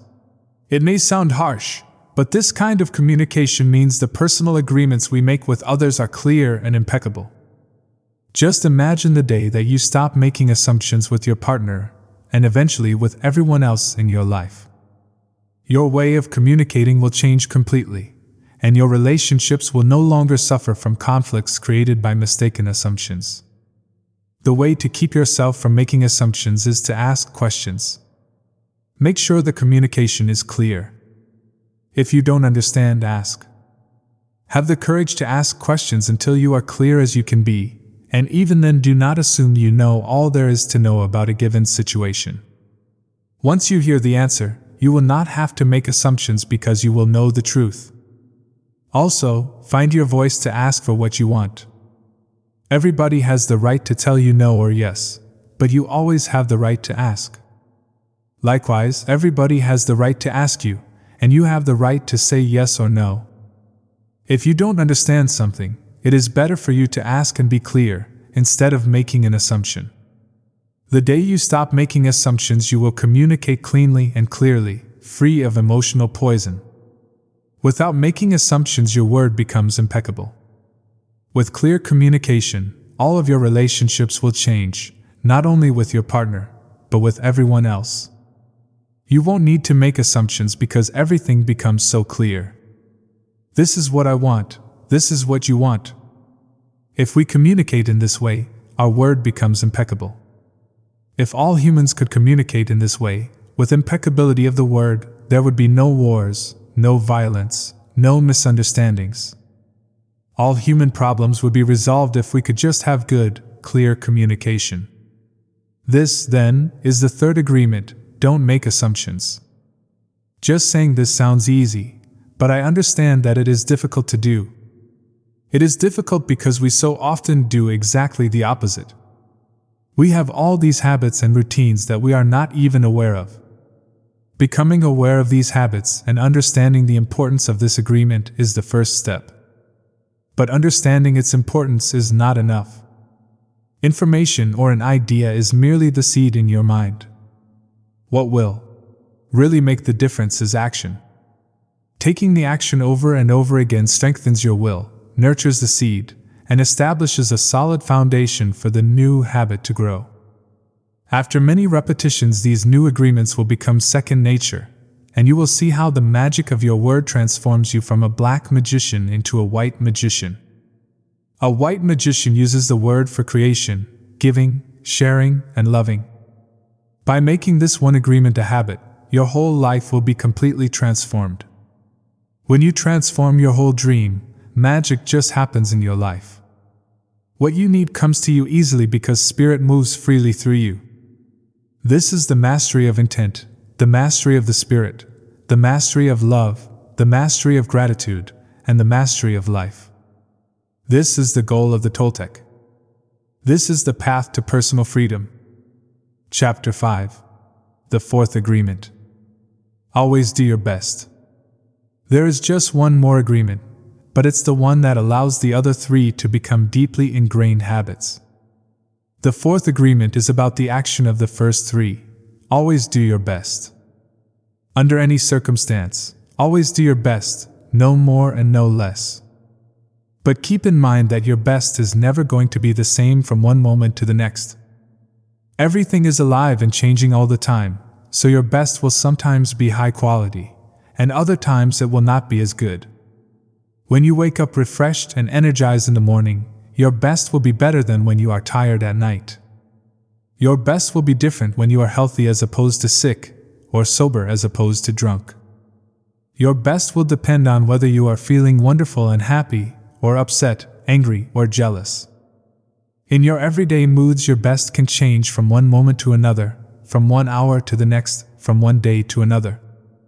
Your best will also change over time. As you build the habit of the 4 new agreements, your best will become better than it used to be. Regardless of the quality, keep doing your best, no more and no less than your best. If you try too hard to do more than your best, you will spend more energy than is needed, and in the end your best will not be enough. When you overdo, you deplete your body and go against yourself, and it will take you longer to accomplish your goal. But if you do less than your best, you subject yourself to frustrations, self-judgment, guilt, and regrets. Just do your best, in any circumstance in your life. It doesn't matter if you are sick or tired, if you always do your best there is no way you can judge yourself. And if you don't judge yourself there is no way you are going to suffer from guilt, blame, and self-punishment. By always doing your best, you will break a big spell that you have been under. There was a man who wanted to transcend his suffering, so he went to a Buddhist temple to find a master to help him. He went to the master and asked, "Master, if I meditate 4 hours a day, how long will it take me to transcend?" The master looked at him and said, "If you meditate 4 hours a day, perhaps you will transcend in 10 years. Thinking he could do better, the man then said, "Oh, master, what if I meditated 8 hours a day? How long will it take me to transcend?" The master looked at him and said, "If you meditate 8 hours a day, perhaps you will transcend in 20 years. But why will it take me longer if I meditate more?" the man asked. The master replied, "You are not here to sacrifice your joy or your life. You are here to live, to be happy, and to love. If you can do your best in 2 hours of meditation, but you spend 8 hours instead, you will only grow tired, miss the point, and you won't enjoy your life. Do your best, and perhaps you will learn that no matter how long you meditate, you can live, love, and be happy. Doing your best, you are going to live your life intensely. You are going to be productive, you are going to be good to yourself, because you will be giving yourself to your family, to your community, to everything. But it is the action that is going to make you feel intensely happy. When you always do your best, you take action. Doing your best is taking the action because you love it, not because you're expecting a reward. Most people do exactly the opposite. They only take action when they expect a reward, and they don't enjoy the action. And that's the reason why they don't do their best. For example, most people go to work every day just thinking of payday, and the money they will get from the work they are doing. They can hardly wait for Friday or Saturday, whatever day they receive their money and can take time off. They are working for the reward, and as a result they resist work. They try to avoid the action and it becomes more difficult, and they don't do their best. They work so hard all week long, suffering the work, suffering the action, not because they like to, but because they feel they have to. They have to work because they have to pay the rent, because they have to support their family. They have all that frustration, and when they do receive their money they are unhappy. They have 2 days to rest, to do what they want to do, and what do? They try to escape. They get drunk because they don't like themselves. They don't like their life. There are many ways that we hurt ourselves when we don't like who we are. On the other hand, if you take action just for the sake of doing it, without expecting a reward, you will find that you enjoy every action you do. Rewards will come, but you are not attached to the reward. You can even get more than you would have imagined for yourself without expecting a reward. If we like what we do, if we always do our best, then we are really enjoying life. We are having fun, we don't get bored, we don't have frustrations. When you do your best, you don't give the judge the opportunity to find you guilty or to blame you. If you have done your best and the judge tries to judge you according to your book of laws, you've got the answer. I did my best. There are no regrets. That is why we always do our best. It is not an easy agreement to keep, but this agreement is really going to set you free. When you do your best, you learn to accept yourself. But you have to be aware and learn from your mistakes. Learning from your mistakes means you practice, look honestly at the results, and keep practicing. This increases your awareness. Doing your best really doesn't feel like work because you enjoy whatever you are doing. You know you're doing your best when you are enjoying the action or doing it in a way that will not have negative repercussions for you. You do your best because you want to do it, not because you have to do it, not because you are trying to please the judge, and not because you are trying to please other people. If you take action because you have to, then there is no way you are going to do your best. Then it is better not to do it. No, you do your best because doing your best all the time makes you so happy. When you are doing your best just for the pleasure of doing it, you are taking action because you enjoy the action. Action is about living fully. Inaction is the way that we deny life. Inaction is sitting in front of the television every day for years because you are afraid to be alive and to take the risk of expressing what you are. Expressing what you are is taking action. You can have many great ideas in your head, but what makes the difference is the action. Without action upon an idea, there will be no manifestation, no results, and no reward. A good example of this comes from the story about Forrest Gump. He didn't have great ideas, but he took action. He was happy because he always did his best at whatever he did. He was richly rewarded without expecting any reward at all. Taking action is being alive. It's taking the risk to go out and express your dream. This is different than imposing your dream on someone else, because everyone has the right to express his or her dream. Doing your best is a great habit to have. I do my best in everything I do and feel. Doing my best has become a ritual in my life because I made the choice to make it a ritual. It's a belief like any other belief that I choose. I make everything a ritual, and I always do my best. Taking a shower is a ritual for me, and with that action I tell my body how much I love it. I feel and enjoy the water on my body. I do my best to fulfill the needs of my body. I do my best to give to my body and to receive what my body gives to me. In India they perform a ritual called puja. In this ritual, they take idols that represent God in many different forms and bathe them, feed them, and give their love to them. They even chant mantras to these idols. The idol itself is not important.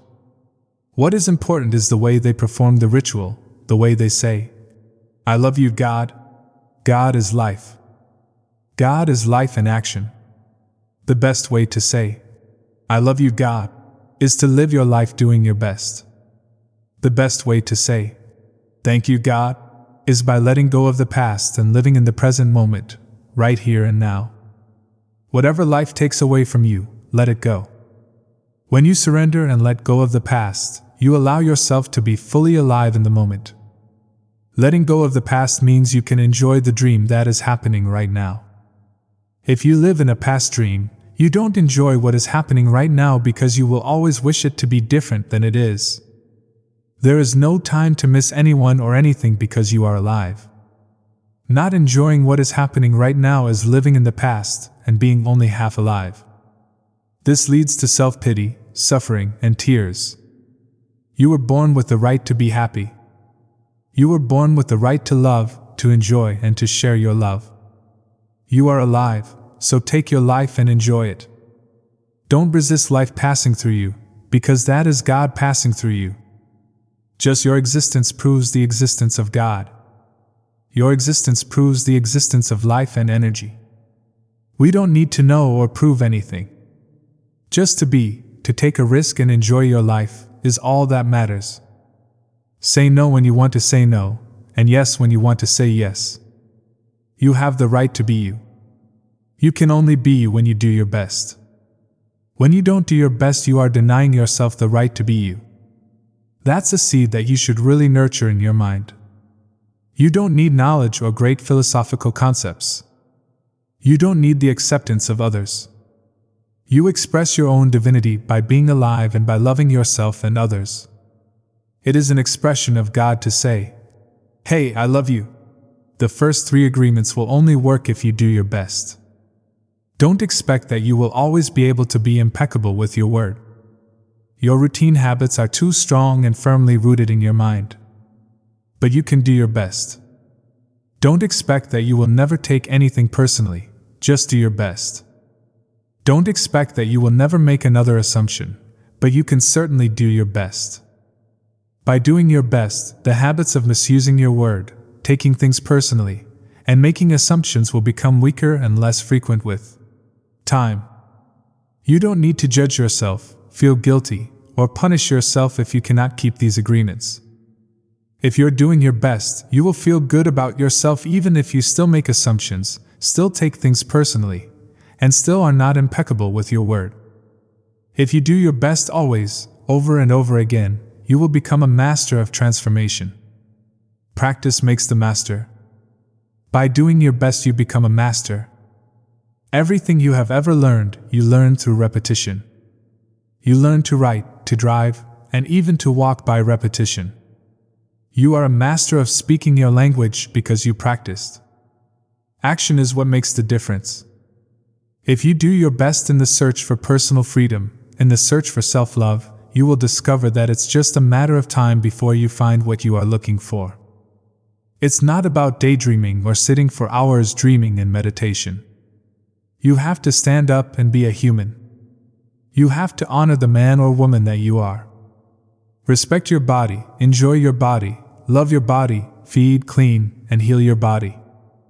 Exercise and do what makes your body feel good. This is a puja to your body, and that is a communion between you and God. You don't need to worship idols of the Virgin Mary, the Christ, or the Buddha. You can if you want to. If it feels good, do it. Your own body is a manifestation of God, and if you honor your body, everything will change for you. When you practice giving love to every part of your body, you plant seeds of love in your mind, and when they grow, you will love, honor, and respect your body immensely. Every action then becomes a ritual in which you are honoring God. After that, the next step is honoring God with every thought, every emotion, every belief, even what is right or wrong.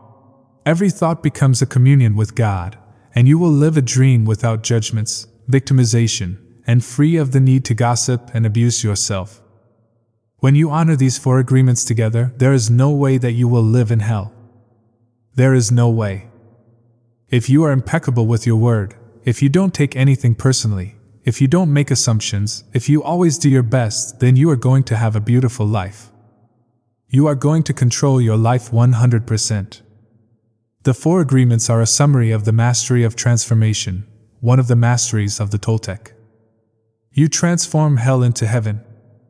The dream of the planet is transformed into your personal dream of heaven. The knowledge is there, it's just waiting for you to use it. The 4 agreements are there, you just need to adopt these agreements and respect their meaning and power. Just do your best to honor these agreements.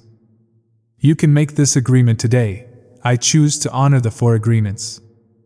It's so simple and logical that even a child can understand them. But you must have a very strong will to keep these agreements. Why? Because wherever we go, we find that our path is full of obstacles.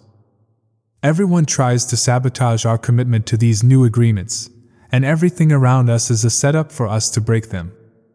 The problem is all the other agreements that are a part of the dream of the planet. They are alive, and they are very strong. That's why you need to be a great hunter, a great warrior, who can defend these 4 agreements with your life. Your happiness, your freedom, your entire way of living depends on it. The warrior's goal is to transcend this world, to escape from this hell, and never come back. As the Toltecs teach us, the reward is to transcend the human experience of suffering, to become the embodiment of God.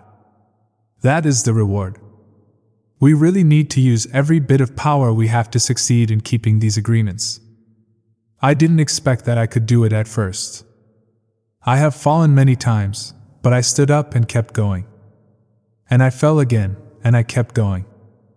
I didn't feel sorry for myself. There was no way that I felt sorry for myself. I said, if I fall, I am strong enough, I'm intelligent enough, I can do it. I stood up and kept going. I fell and I kept going, and each time it became easier and easier. Yet, in the beginning it was so hard, so difficult. So if you fall, do not judge. Do not give your judge the satisfaction of turning you into a victim. No, be tough with yourself. Stand up and make the agreement again. Okay, I broke my agreement to be impeccable with my word. I will start all over again. I am going to keep the 4 agreements just for today. Today I will be impeccable with my word. I will not take anything personally. I will not make any assumptions, and I am going to do my best. If you break an agreement, begin again tomorrow and again the next day. It will be difficult at first, but each day will become easier and easier, until someday you will discover that you are ruling your life with these 4 agreements. And you will be surprised at the way your life has been transformed. You don't need to be religious or go to church every day. Your love and self-respect are growing and growing. You can do it. If I did it, you can do it also. Do not be concerned about the future. Keep your attention on today, and stay in the present moment. Just live one day at a time. Always do your best to keep these agreements, and soon it will be easy for you. Today is the beginning of a new dream. Chapter 6. The Toltec Path to Freedom. Breaking old agreements. Everyone talks about freedom. All around the world, different people, different races, different countries are fighting for freedom. But what is freedom? In America, we speak of living in a free country. But are we really free? Are we free to be who we really are? The answer is no, we are not free.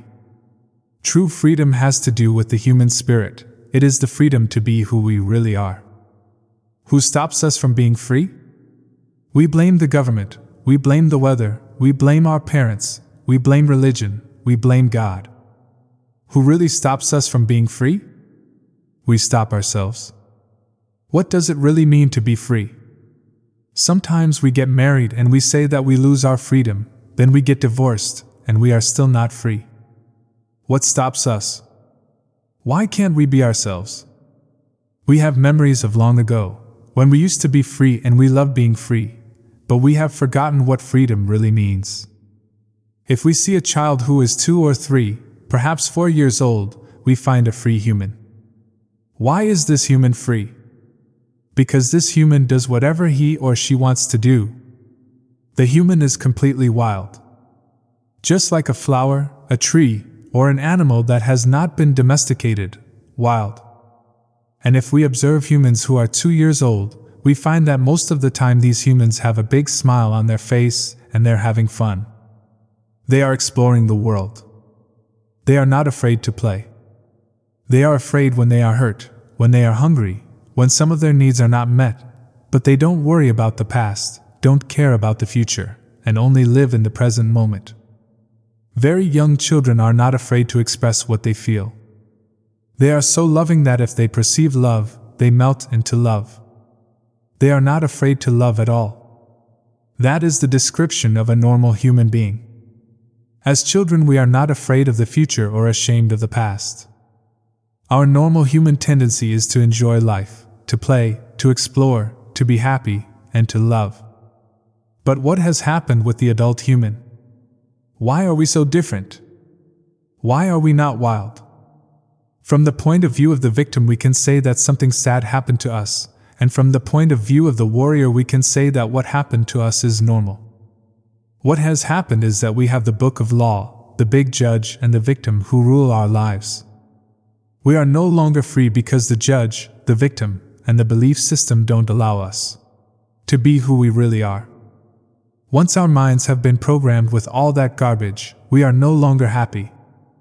This chain of training from human to human, from generation to generation, is perfectly normal in human society. You don't need to blame your parents for teaching you to be like them. What else could they teach you but what they know? They did the best they could, and if they abuse you, it was due to their own domestication, their own fears, their own beliefs.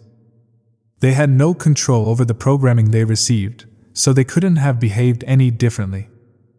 There is no need to blame your parents or anyone who abused you in your life, including yourself. But it is time to stop the abuse. It is time to free yourself of the tyranny of the judge by changing the foundation of your own agreements. It is time to be free from the role of the victim. The real you is still a little child who never grew up. Sometimes that little child comes out when you are having fun or playing, when you feel happy, when you are painting, or writing poetry, or playing the piano, or expressing yourself in some way. These are the happiest moments of your life, when the real you comes out, when you don't care about the past, and you don't worry about the future. You are childlike. But there is something that changes all that. We call them responsibilities. The judge says, "Wait a second, you are responsible. You have things to do. You have to work. You have to go to school. You have to earn a living." All these responsibilities come to mind. Our face changes and becomes serious again. If you watch children when they are playing adults, you will see their little faces change. Let's pretend I'm a lawyer. And right away their faces change. The adult face takes over. We go to court, and that is the face we see, and that is what we are. We are still children, but we have lost our freedom.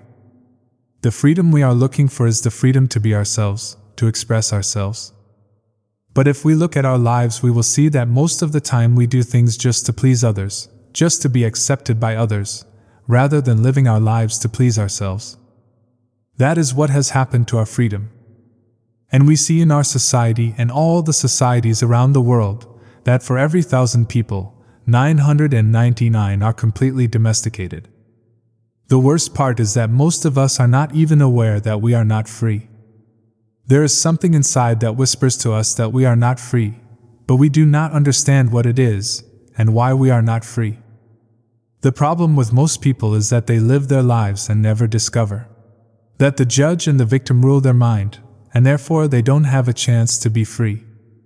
The first step toward personal freedom is awareness. We need to be aware that we are not free in order to be free. We need to be aware of what the problem is in order to solve the problem. Awareness is always the first step, because if you are not aware, there is nothing you can change. If you are not aware that your mind is full of wounds and emotional poison, you cannot begin to clean and heal the wounds, and you will continue to suffer. There is no reason to suffer. With awareness, you can rebel and say, "This is enough." You can look for a way to heal and transform your personal dream. The dream of the planet is just a dream. It is not even real. If you go into the dream and start challenging your beliefs, you will find that most of the beliefs that guided you into the wounded mind are not even true. You will find that you suffered all those years of drama for nothing. Why? Because the belief system that was put inside your mind is based on lies. That is why it is important for you to master your own dream. That is why the Toltecs became dream masters. Your life is the manifestation of your dream. It is an art.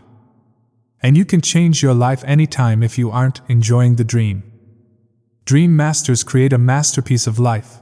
They control the dream by making choices. Everything has consequences, and a dream master is aware of the consequences. To be Toltec is a way of life. It is a way of life where there are no leaders and no followers, where you have your own truth and live your own truth.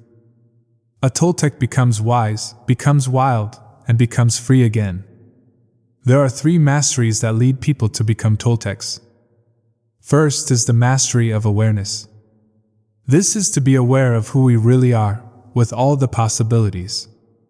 The second is the mastery of transformation, how to change, how to be free of domestication. The third is the mastery of intent.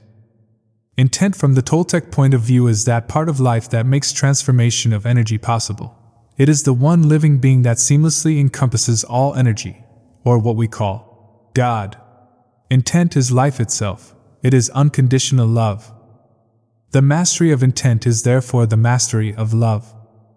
When we talk about the Toltec path to freedom, we find that they have an entire map for breaking free of domestication. They compare the judge, the victim, and the belief system to a parasite that invades the human mind. From the Toltec point of view, all humans who are domesticated are sick. They are sick because there is a parasite that controls the mind and controls the brain. The food for the parasite is the negative emotions that come from fear. If we look at the description of a parasite, we find that a parasite is a living being who lives off of other living beings, sucking their energy without any useful contribution in return, and hurting their host little by little. The judge, the victim, and the belief system fit this description very well. Together they comprise a living being made of psychic or emotional energy, and that energy is alive. Of course, it is not material energy, but neither are emotions material energy. Our dreams are not material energy either, but we know they exist. One function of the brain is to transform material energy into emotional energy. Our brain is the factory of the emotions. And we have said that the main function of the mind is to dream. The Toltecs believe that the parasite, the judge, the victim, and the belief system has control of your mind. It controls your personal dream. The parasite dreams through your mind and lives its life through your body. It survives on the emotions that come from fear, and thrives on drama and suffering. The freedom we seek is to use our own mind and body, to live our own life, instead of the life of the belief system. When we discover that the mind is controlled by the judge and the victim and the real, us, is in the corner, we have just 2 choices. One choice is to keep living the way we are, to surrender to the judge and the victim, to keep living in the dream of the planet. The second choice is to do what we do as children when parents try to domesticate us. We can rebel and say, "No!" We can declare a war against the parasite, a war against the judge and the victim, a war for our independence, a war for the right to use our own mind and our own brain. That is why in all the shamanic traditions in America, from Canada to Argentina, people call themselves warriors, because they are in a war against the parasite in the mind. That is the real meaning of a warrior. The warrior is one who rebels against the invasion of the parasite. The warrior rebels and declares a war. But to be a warrior doesn't mean we always win the war. We may win or we may lose, but we always do our best, and at least we have a chance to be free again. Choosing this path gives us, at the very least, the dignity of rebellion, and ensures that we will not be the helpless victim of our own whimsical emotions or the poisonous emotions of others. Even if we succumb to the enemy, the parasite, we will not be among those victims who would not fight back. At best, being a warrior gives us an opportunity to transcend the dream of the planet, and to change our personal dream to a dream that we call heaven. Just like hell, heaven is a place that exists within our mind. It is a place of joy, a place where we are happy, where we are free to love and to be who we really are. We can reach heaven while we are alive. We don't have to wait until we die. God is always present and the kingdom of heaven is everywhere. But first we need to have the eyes and ears to see and hear that truth. We need to be free of the parasite. The parasite can be compared to a monster with 1,000 heads. Every head of the parasite is one of the fears that we have. If we want to be free, we have to destroy the parasite. One solution is to attack the parasite head by head, which means we face each of our fears, one by one. This is a slow process, but it works. Every time we face one of the fears, we are a little more free. A second approach is to stop feeding the parasite. If we don't give the parasite any food, we kill the parasite by starvation. To do this, we have to gain control of our emotions. We have to refrain from fueling the emotions that come from fear. This is easy to say, but it is very difficult to do. It is difficult because the judge and the victim control our mind. A third solution is called the initiation of the dead. The initiation of the dead is found in many traditions and esoteric schools around the world. We find it in Egypt, India, Greece, and America. This is a symbolic death which kills the parasite without harming our physical body. When we die, symbolically the parasite has to die. This is faster than the first two solutions, but it is even more difficult to do. We need a great deal of courage to face the angel of death. We need to be very strong. Let's take a closer look at each of these solutions. The art of transformation. The dream of the second attention. We have learned that the dream you are living now is the result of the outside dream hooking your attention and feeding you all of your beliefs. The process of domestication can be called the dream of the first attention because it was how your attention was used for the first time to create the first dream of your life. One way to change your beliefs is to focus your attention on all those agreements and beliefs, and change the agreements with yourself. In doing this, you are using your attention for the second time, thus creating the dream of the second attention, or the new dream. The difference is that you are no longer innocent. When you were a child, this was not true. You didn't have a choice. But you are no longer a child. Now it's up to you to choose what to believe and what not to believe. You can choose to believe in anything, and that includes believing in yourself. The first step is to become aware of the fog that is in your mind. You must become aware that you are dreaming all the time. Only with awareness do you have the possibility of transforming your dream. If you have the awareness that the whole drama of your life is the result of what you believe, and what you believe is not real, then you can begin to change it. However, to really change your beliefs, you need to focus your attention on what it is that you want to change. You have to know which agreements you want to change before you can change them. So the next step is to develop awareness of all the self-limiting, fear-based beliefs that make you unhappy. You take an inventory of all that you believe, all your agreements, and through this process you begin the transformation. The Toltecs called this the art of transformation, and it's a whole mastery. You achieve the mastery of transformation by changing the fear-based agreements that make you suffer, and reprogramming your own mind, in your own way. One of the ways to do this is to explore and adopt alternative beliefs such as the Four Agreements. The decision to adopt the Four Agreements is a declaration of war to regain your freedom from the parasite. The Four Agreements offer the possibility of ending the emotional pain, which can open the door for you to enjoy your life and begin a new dream. It's up to you to explore the possibilities of your dream, if you are interested. The Four Agreements were created to assist you in the art of transformation, to help you break the limiting agreements, gain more personal power, and become stronger. The stronger you get, the more agreements you can break until the moment comes when you make it to the core of all of those agreements. Going to the core of those agreements is what I call going into the desert. When you go into the desert, you meet your demons face to face. After coming out of the desert, all those demons become angels. Practicing the four new agreements is a big act of power. Breaking the spell of black magic in your mind requires great personal power. Every time you break an agreement, you gain extra power.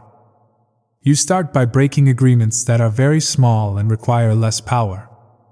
As those smaller agreements are broken, your personal power will increase until you reach a point when you can finally face the big demons in your mind. For example, the little girl who was told not to sing is now 20 years old, and she still does not sing. One way she can overcome the belief that her voice is ugly is to say, "Okay, I will try to sing, even if I do sing badly." Then she can pretend that someone is clapping and telling her, "Oh, That was beautiful. This may break the agreement a tiny bit, but it will still be there. However, now she has a little more power and courage to try again and again until finally she breaks the agreement. That's one way out of the dream of hell. But for every agreement you break that makes you suffer, you will need to replace it with a new agreement that makes you happy. This will keep the old agreement from coming back. If you occupy the same space with a new agreement, then the old agreement is gone forever and in its place is the new agreement. There are many strong beliefs in the mind that can make this process look hopeless. This is why you need to go step by step and be patient with yourself, because this is a slow process. The way you are living now is the result of many years of domestication. You cannot expect to break the domestication in one day. Breaking agreements is very difficult because we put the power of the word, which is the power of our will, into every agreement we have made. We need the same amount of power to change an agreement. We cannot change an agreement with less power than we used to make the agreement, and almost all our personal power is invested in keeping the agreements we have with ourselves. That's because our agreements are actually like a strong addiction. We are addicted to being the way we are. We are addicted to anger, jealousy, and self-pity. We are addicted to the beliefs that tell us, "I'm not good enough, I'm not intelligent enough. Why even try? Other people will do it because they're better than me." All of these old agreements which rule our dream of life are the result of repeating them over and over again. Therefore, to adopt the 4 agreements, you need to put repetition in action. Practicing the new agreements in your life is how your best becomes better. Repetition makes the master. The discipline of the warrior. Controlling your own behavior. Imagine that you awake early one morning overflowing with enthusiasm for the day. You feel good. You are happy and have plenty of energy to face the day. Then at breakfast, you have a big fight with your spouse, and a flood of emotion comes out. You get mad, and in the emotion of anger you spend a lot of personal power. After the fight, you feel drained, and you just want to go and cry. In fact, you feel so tired that you go to your room, collapse, and try to recover. You spend the day wrapped up in your emotions. You have no energy to keep going, and you just want to walk away from everything. Every day we awake with a certain amount of mental, emotional, and physical energy that we spend throughout the day. If we allow our emotions to deplete our energy, we have no energy to change our lives or to give to others. The way you see the world will depend upon the emotions you are feeling. When you are angry, everything around you is wrong, nothing is right. You blame everything including the weather. Whether it's raining or the sun is shining, nothing pleases you. When you are sad, everything around you is sad and makes you cry. You see the trees and you feel sad. You see the rain and everything looks so sad. Perhaps you feel vulnerable and have a need to protect yourself because you don't know in what moment someone will attack you. You do not trust anything or anyone around you. This is because you see the world with the eyes of fear. Imagine that the human mind is the same as your skin. You can touch healthy skin and it feels wonderful. Your skin is made for perception and the sensation of touch is wonderful.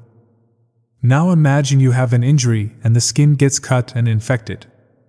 If you touch the infected skin, it is going to hurt, so you try to cover and protect the skin. You will not enjoy being touched because it hurts. Now imagine that all humans have this skin disease.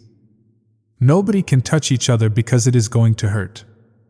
Everyone has wounds on their skin, so the infection is seen as normal. The pain is also considered normal. We believe we are supposed to be that way. Can you imagine how we would behave with each other if all the humans in the world had this skin disease? Of course, we would hardly ever hug each other because it would be too painful. So we would need to create a lot of distance between us. The human mind is exactly like this description of infected skin. Every human has an emotional body completely covered with infected wounds.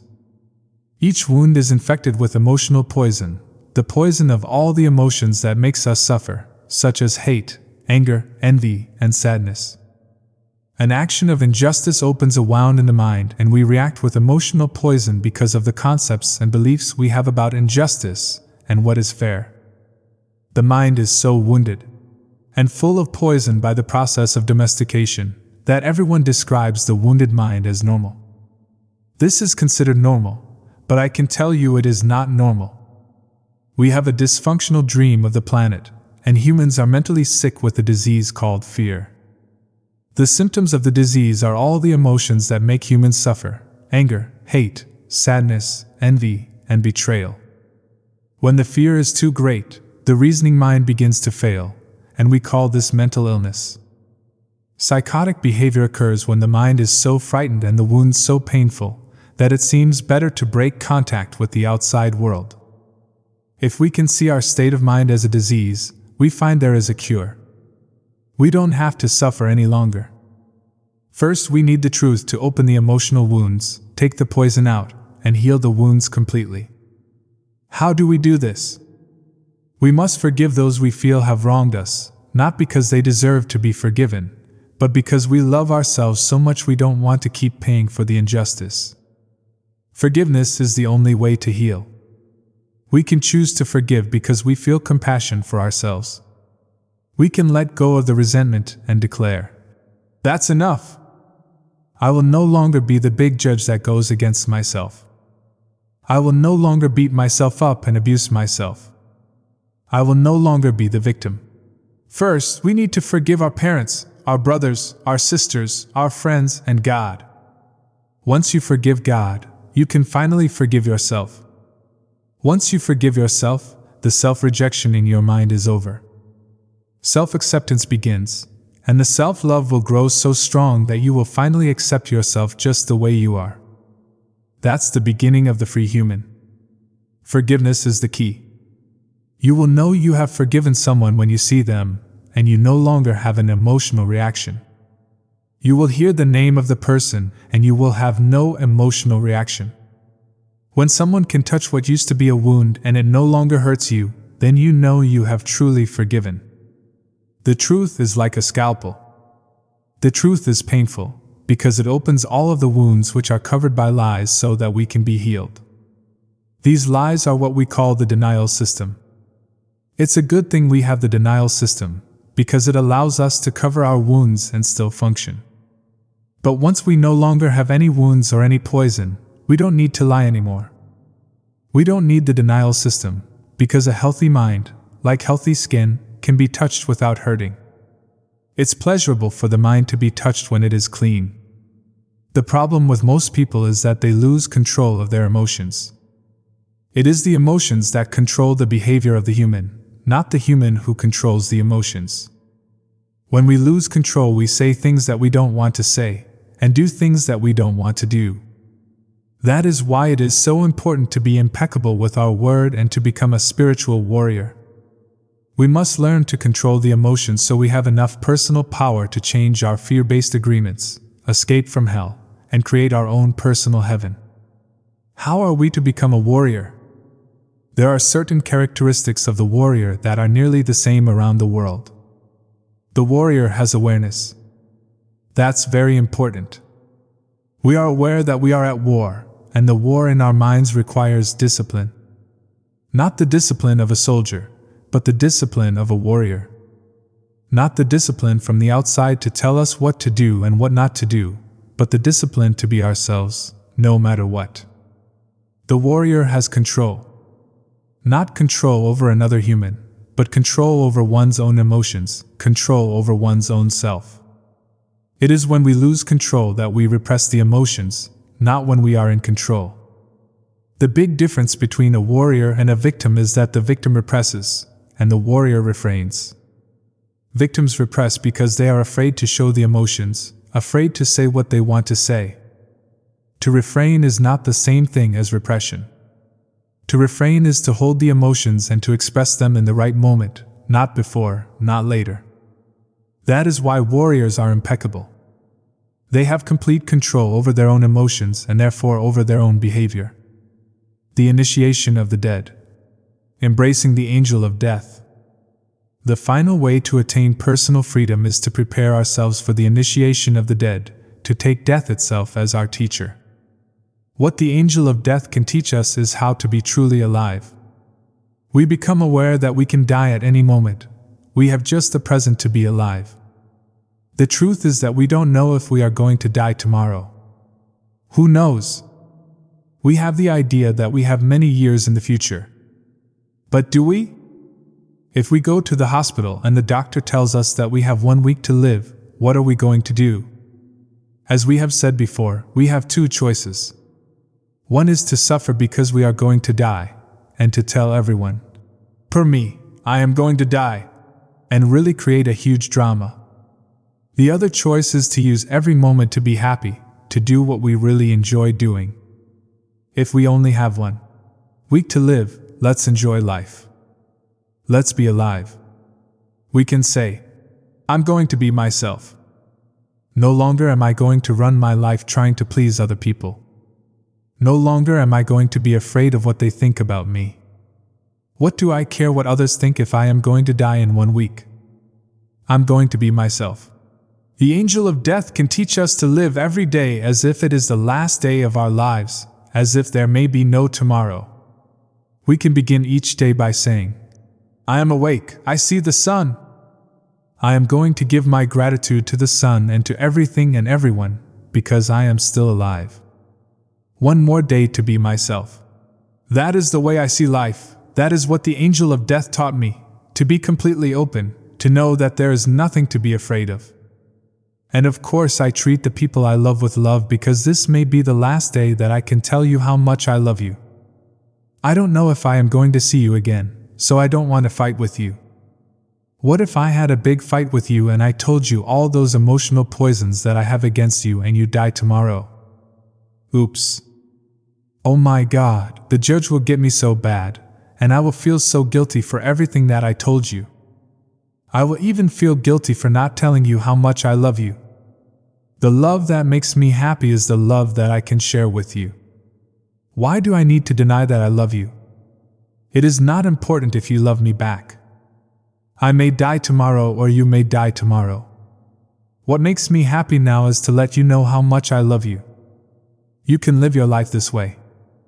By doing so, you prepare yourself for the initiation of death. What is going to happen in the initiation of death is that the old dream that you have in your mind is going to die forever. Yes, you are going to have memories of the parasite, of the judge, the victim, and what you used to believe, but the parasite will be dead. That is what is going to die in the initiation of death, the parasite. It is not easy to go for the initiation of death because the judge and the victim will fight with everything they have. They don't want to die. And we feel we are the ones who are going to die, and we are afraid of this death. When we live in the dream of the planet, it is as if we are dead. Whoever survives the initiation of the dead receives the most wonderful gift, the resurrection. To receive the resurrection is to arise from the dead, to be alive, to be ourselves again. The resurrection is to be like a child, to be wild and free, but with a difference. The difference is that we have freedom with wisdom instead of innocence. We are able to break our domestication, become free again, and heal our mind. We surrender to the angel of death, knowing that the parasite will die and we will still be alive with a healthy mind and perfect reason. Then we are free to use our own mind and run our own life. That is what, in the Toltec way, the angel of death teaches us. The angel of death comes to us and says, "You see, everything that exists here is mine, it is not yours. Your house, your spouse, your children, your car, your career, your money, everything is mine and I can take it away when I want to, but for now you can use it." If we surrender to the angel of death, we will be happy forever and ever. Why? Because the angel of death takes the past away in order to make it possible for life to continue. For every moment that is past, the angel of death keeps taking the part that is dead, and we keep living in the present. The parasite wants us to carry the past with us, and that makes it so heavy to be alive. When we try to live in the past, how can we enjoy the present? When we dream of the future, why must we carry the burden of the past? When are we going to live in the present? That is what the angel of death teaches us to do. Chapter 7. The New Dream. Heaven on Earth. I want you to forget everything you have learned in your whole life. This is the beginning of a new understanding, a new dream. The dream you are living is your creation. It is your perception of reality that you can change at any time. You have the power to create hell, and you have the power to create heaven. Why not dream a different dream? Why not use your mind, your imagination, and your emotions to dream heaven? Just use your imagination and a tremendous thing will happen. Imagine that you have the ability to see the world with different eyes, whenever you choose. Each time you open your eyes, you see the world around you in a different way.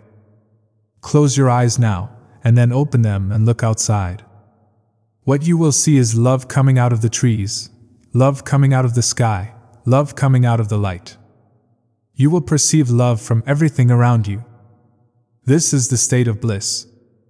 You perceive love directly from everything, including yourself and other humans. Even when humans are sad or angry, behind these feelings you can see that they are also sending love.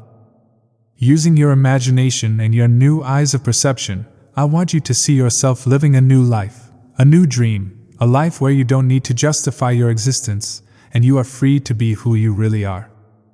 Imagine that you have permission to be happy and to really enjoy your life. Your life is free of conflict with yourself and with others. Imagine living your life without fear of expressing your dreams. You know what you want, what you don't want, and when you want it. You are free to change your life the way you really want to. You are not afraid to ask for what you need, to say yes or no to anything or anyone. Imagine living your life without the fear of being judged by others. You no longer rule your behavior according to what others may think about you. You are no longer responsible for anyone's opinion. You have no need to control anyone, and no one controls you either. Imagine living your life without judging others. You can easily forgive others and let go of any judgments that you have. You don't have the need to be right, and you don't need to make anyone else wrong. You respect yourself and everyone else, and they respect you in return. Imagine living without the fear of loving and not being loved. You are no longer afraid to be rejected, and you don't have the need to be accepted. You can say, "I love you," with no shame or justification. You can walk in the world with your heart completely open and not be afraid to be hurt. Imagine living your life without being afraid to take a risk and to explore life. You are not afraid to lose anything. You are not afraid to be alive in the world, and you are not afraid to die. Imagine that you love yourself just the way you are. You love your body just the way it is, and you love your emotions just the way they are. You know that you are perfect just as you are. The reason I ask you to imagine these things is because they are all entirely possible. You can live in the state of grace, the state of bliss, the dream of heaven. But in order to experience this dream, you must first understand what it is. Only love has the ability to put you in that state of bliss. Being in bliss is like being in love. Being in love is like being in bliss. You are floating in the clouds. You are perceiving love wherever you go. It is entirely possible to live this way all the time. It is possible because others have done it, and they are no different from you. They live in bliss because they have changed their agreements and are dreaming a different dream. Once you feel what it means to live in a state of bliss, you will love it. You will know that heaven on earth is truth, that heaven truly exists. Once you know that heaven exists, once you know it is possible to stay there, it's up to you to make the effort to do it. 2,000 years ago, Jesus told us about the kingdom of heaven, the kingdom of love, but hardly anyone was ready to hear this. They said, "What are you talking about? My heart is empty. I don't feel the love that you are talking about. I don't feel the peace that you have. You don't have to do this." Just imagine that his message of love is possible, and you will find that it is yours. The world is very beautiful and very wonderful. Life can be very easy when love is your way of life. You can be loving all the time. This is your choice. You may not have a reason to love, but you can love because to love makes you so happy. Love in action only produces happiness. Love will give you inner peace. It will change your perception of everything. You can see everything with the eyes of love. You can be aware that there is love all around you. When you live this way, there is no longer a fog in your mind. The method has gone on a permanent vacation. This is what humans have been seeking for centuries. For thousands of years we have been searching for happiness. Happiness is the lost paradise. Humans have worked so hard to reach this point, and this is part of the evolution of the mind. This is the future of humanity. This way of life is possible, and it's in your hands. Moses called it the Promised Land, Buddha called it Nirvana, Jesus called it heaven, and the Toltecs call it a new dream. Unfortunately, your identity is mixed with the dream of the planet. All of your beliefs and agreements are there in the fog. You feel the presence of the parasite and believe it is you. This makes it difficult to let go, to release the parasite and create the space to experience love. You are attached to the judge, attached to the victim. Suffering makes you feel safe because you know it so well. But there is really no reason to suffer.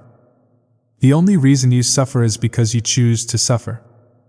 If you look at your life, you will find many excuses to suffer, but a good reason to suffer you will not find. The same is true for happiness. The only reason you are happy is because you choose to be happy. Happiness is a choice, and so is suffering. Maybe we cannot escape from the destiny of the human, but we have a choice: to suffer our destiny or to enjoy our destiny. To suffer or to love and be happy. To live in hell or to live in heaven. My choice is to live in heaven. What is yours? Prayers.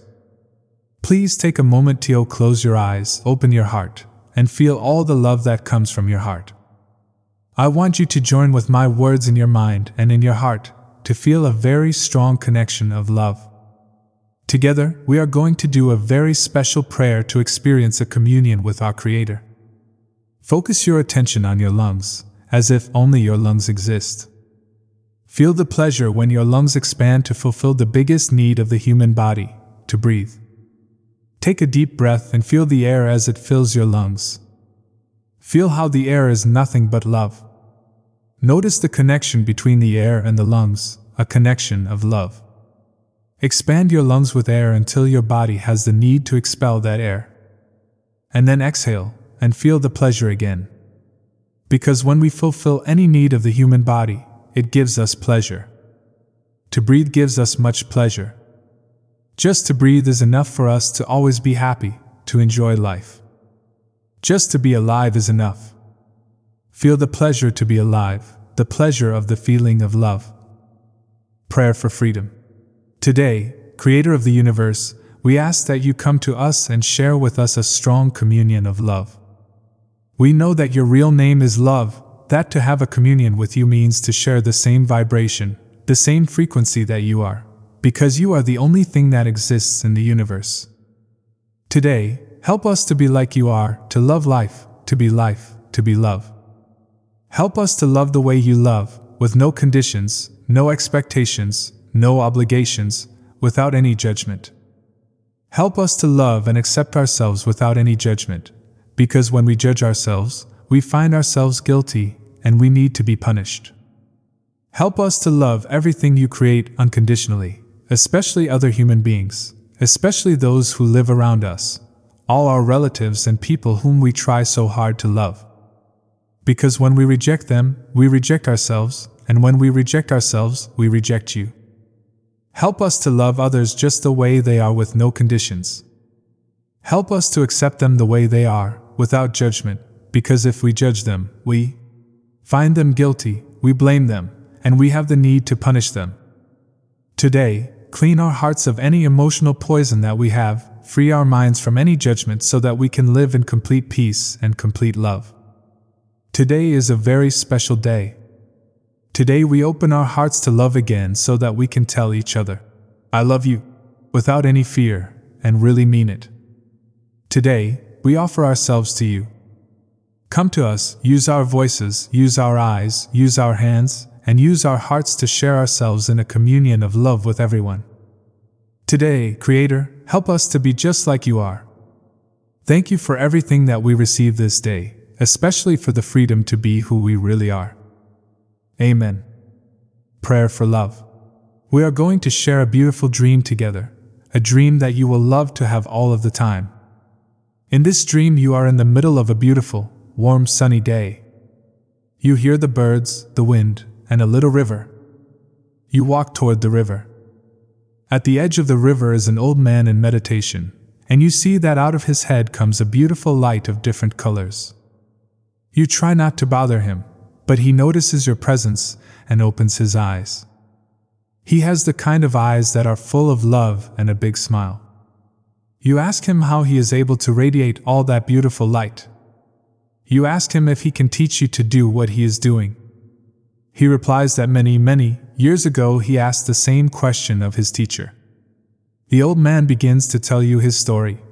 My teacher opened his chest and took out his heart, and he took a beautiful flame from his heart. Then he opened my chest, opened my heart, and he put that little flame inside it.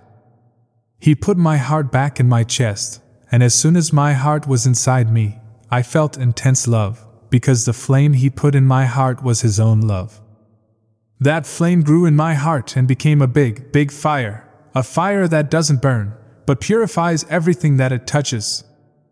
And that fire touched each one of the cells of my body, and the cells of my body loved me back. I became one with my body, but my love grew even more. That fire touched every emotion of my mind, and all the emotions transformed into a strong and intense love. And I loved myself completely and unconditionally. But the fire kept burning and I had the need to share my love.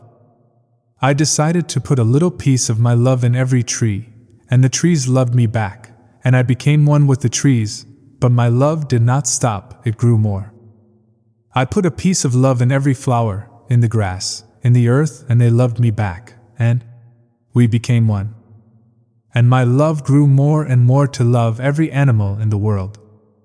They responded to my love, and they loved me back, and we became one. But my love kept growing and growing. I put a piece of my love in every crystal, in every stone in the ground, in the dirt, in the metals, and they loved me back, and I became one with the earth. And then I decided to put my love in the water, in the oceans, in the rivers, in the rain, in the snow. And they loved me back and we became one. And still my love grew more and more. I decided to give my love to the air, to the wind. I felt a strong communion with the earth, with the wind, with the oceans, with nature, and my love grew and grew. I turned my head to the sky, to the sun, to the stars, and put a little piece of my love in every star, in the moon, in the sun, and they loved me back. And I became one with the moon and the sun and the stars, and my love kept growing and growing. And I put a little piece of my love in every human, and I became one with the whole of humanity. Wherever I go, whomever I meet, I see myself in their eyes, because I am a part of everything, because I love. And then the old man opens his own chest, takes out his heart with that beautiful flame inside, and he puts that flame in your heart. And now that love is growing inside of you. Now you are one with the wind, with the water, with the stars, with all of nature, with all animals, and with all humans. You feel the heat and the light emanating from the flame in your heart. Out of your head shines a beautiful light of different colors. You are radiant with the glow of love and you pray. Thank you, Creator of the universe, for the gift of life you have given me. Thank you for giving me everything that I have ever truly needed. Thank you for the opportunity to experience this beautiful body and this wonderful mind. Thank you for living inside me with all your love, with your pure and boundless spirit, with your warm and radiant light. Thank you for using my words, for using my eyes, for using my heart to share your love wherever I go. I love you just the way you are, and because I am your creation, I love myself just the way I am. Help me to keep the love and the peace in my heart, and to make that love a new way of life, that I may live and love the rest of my life. Amen.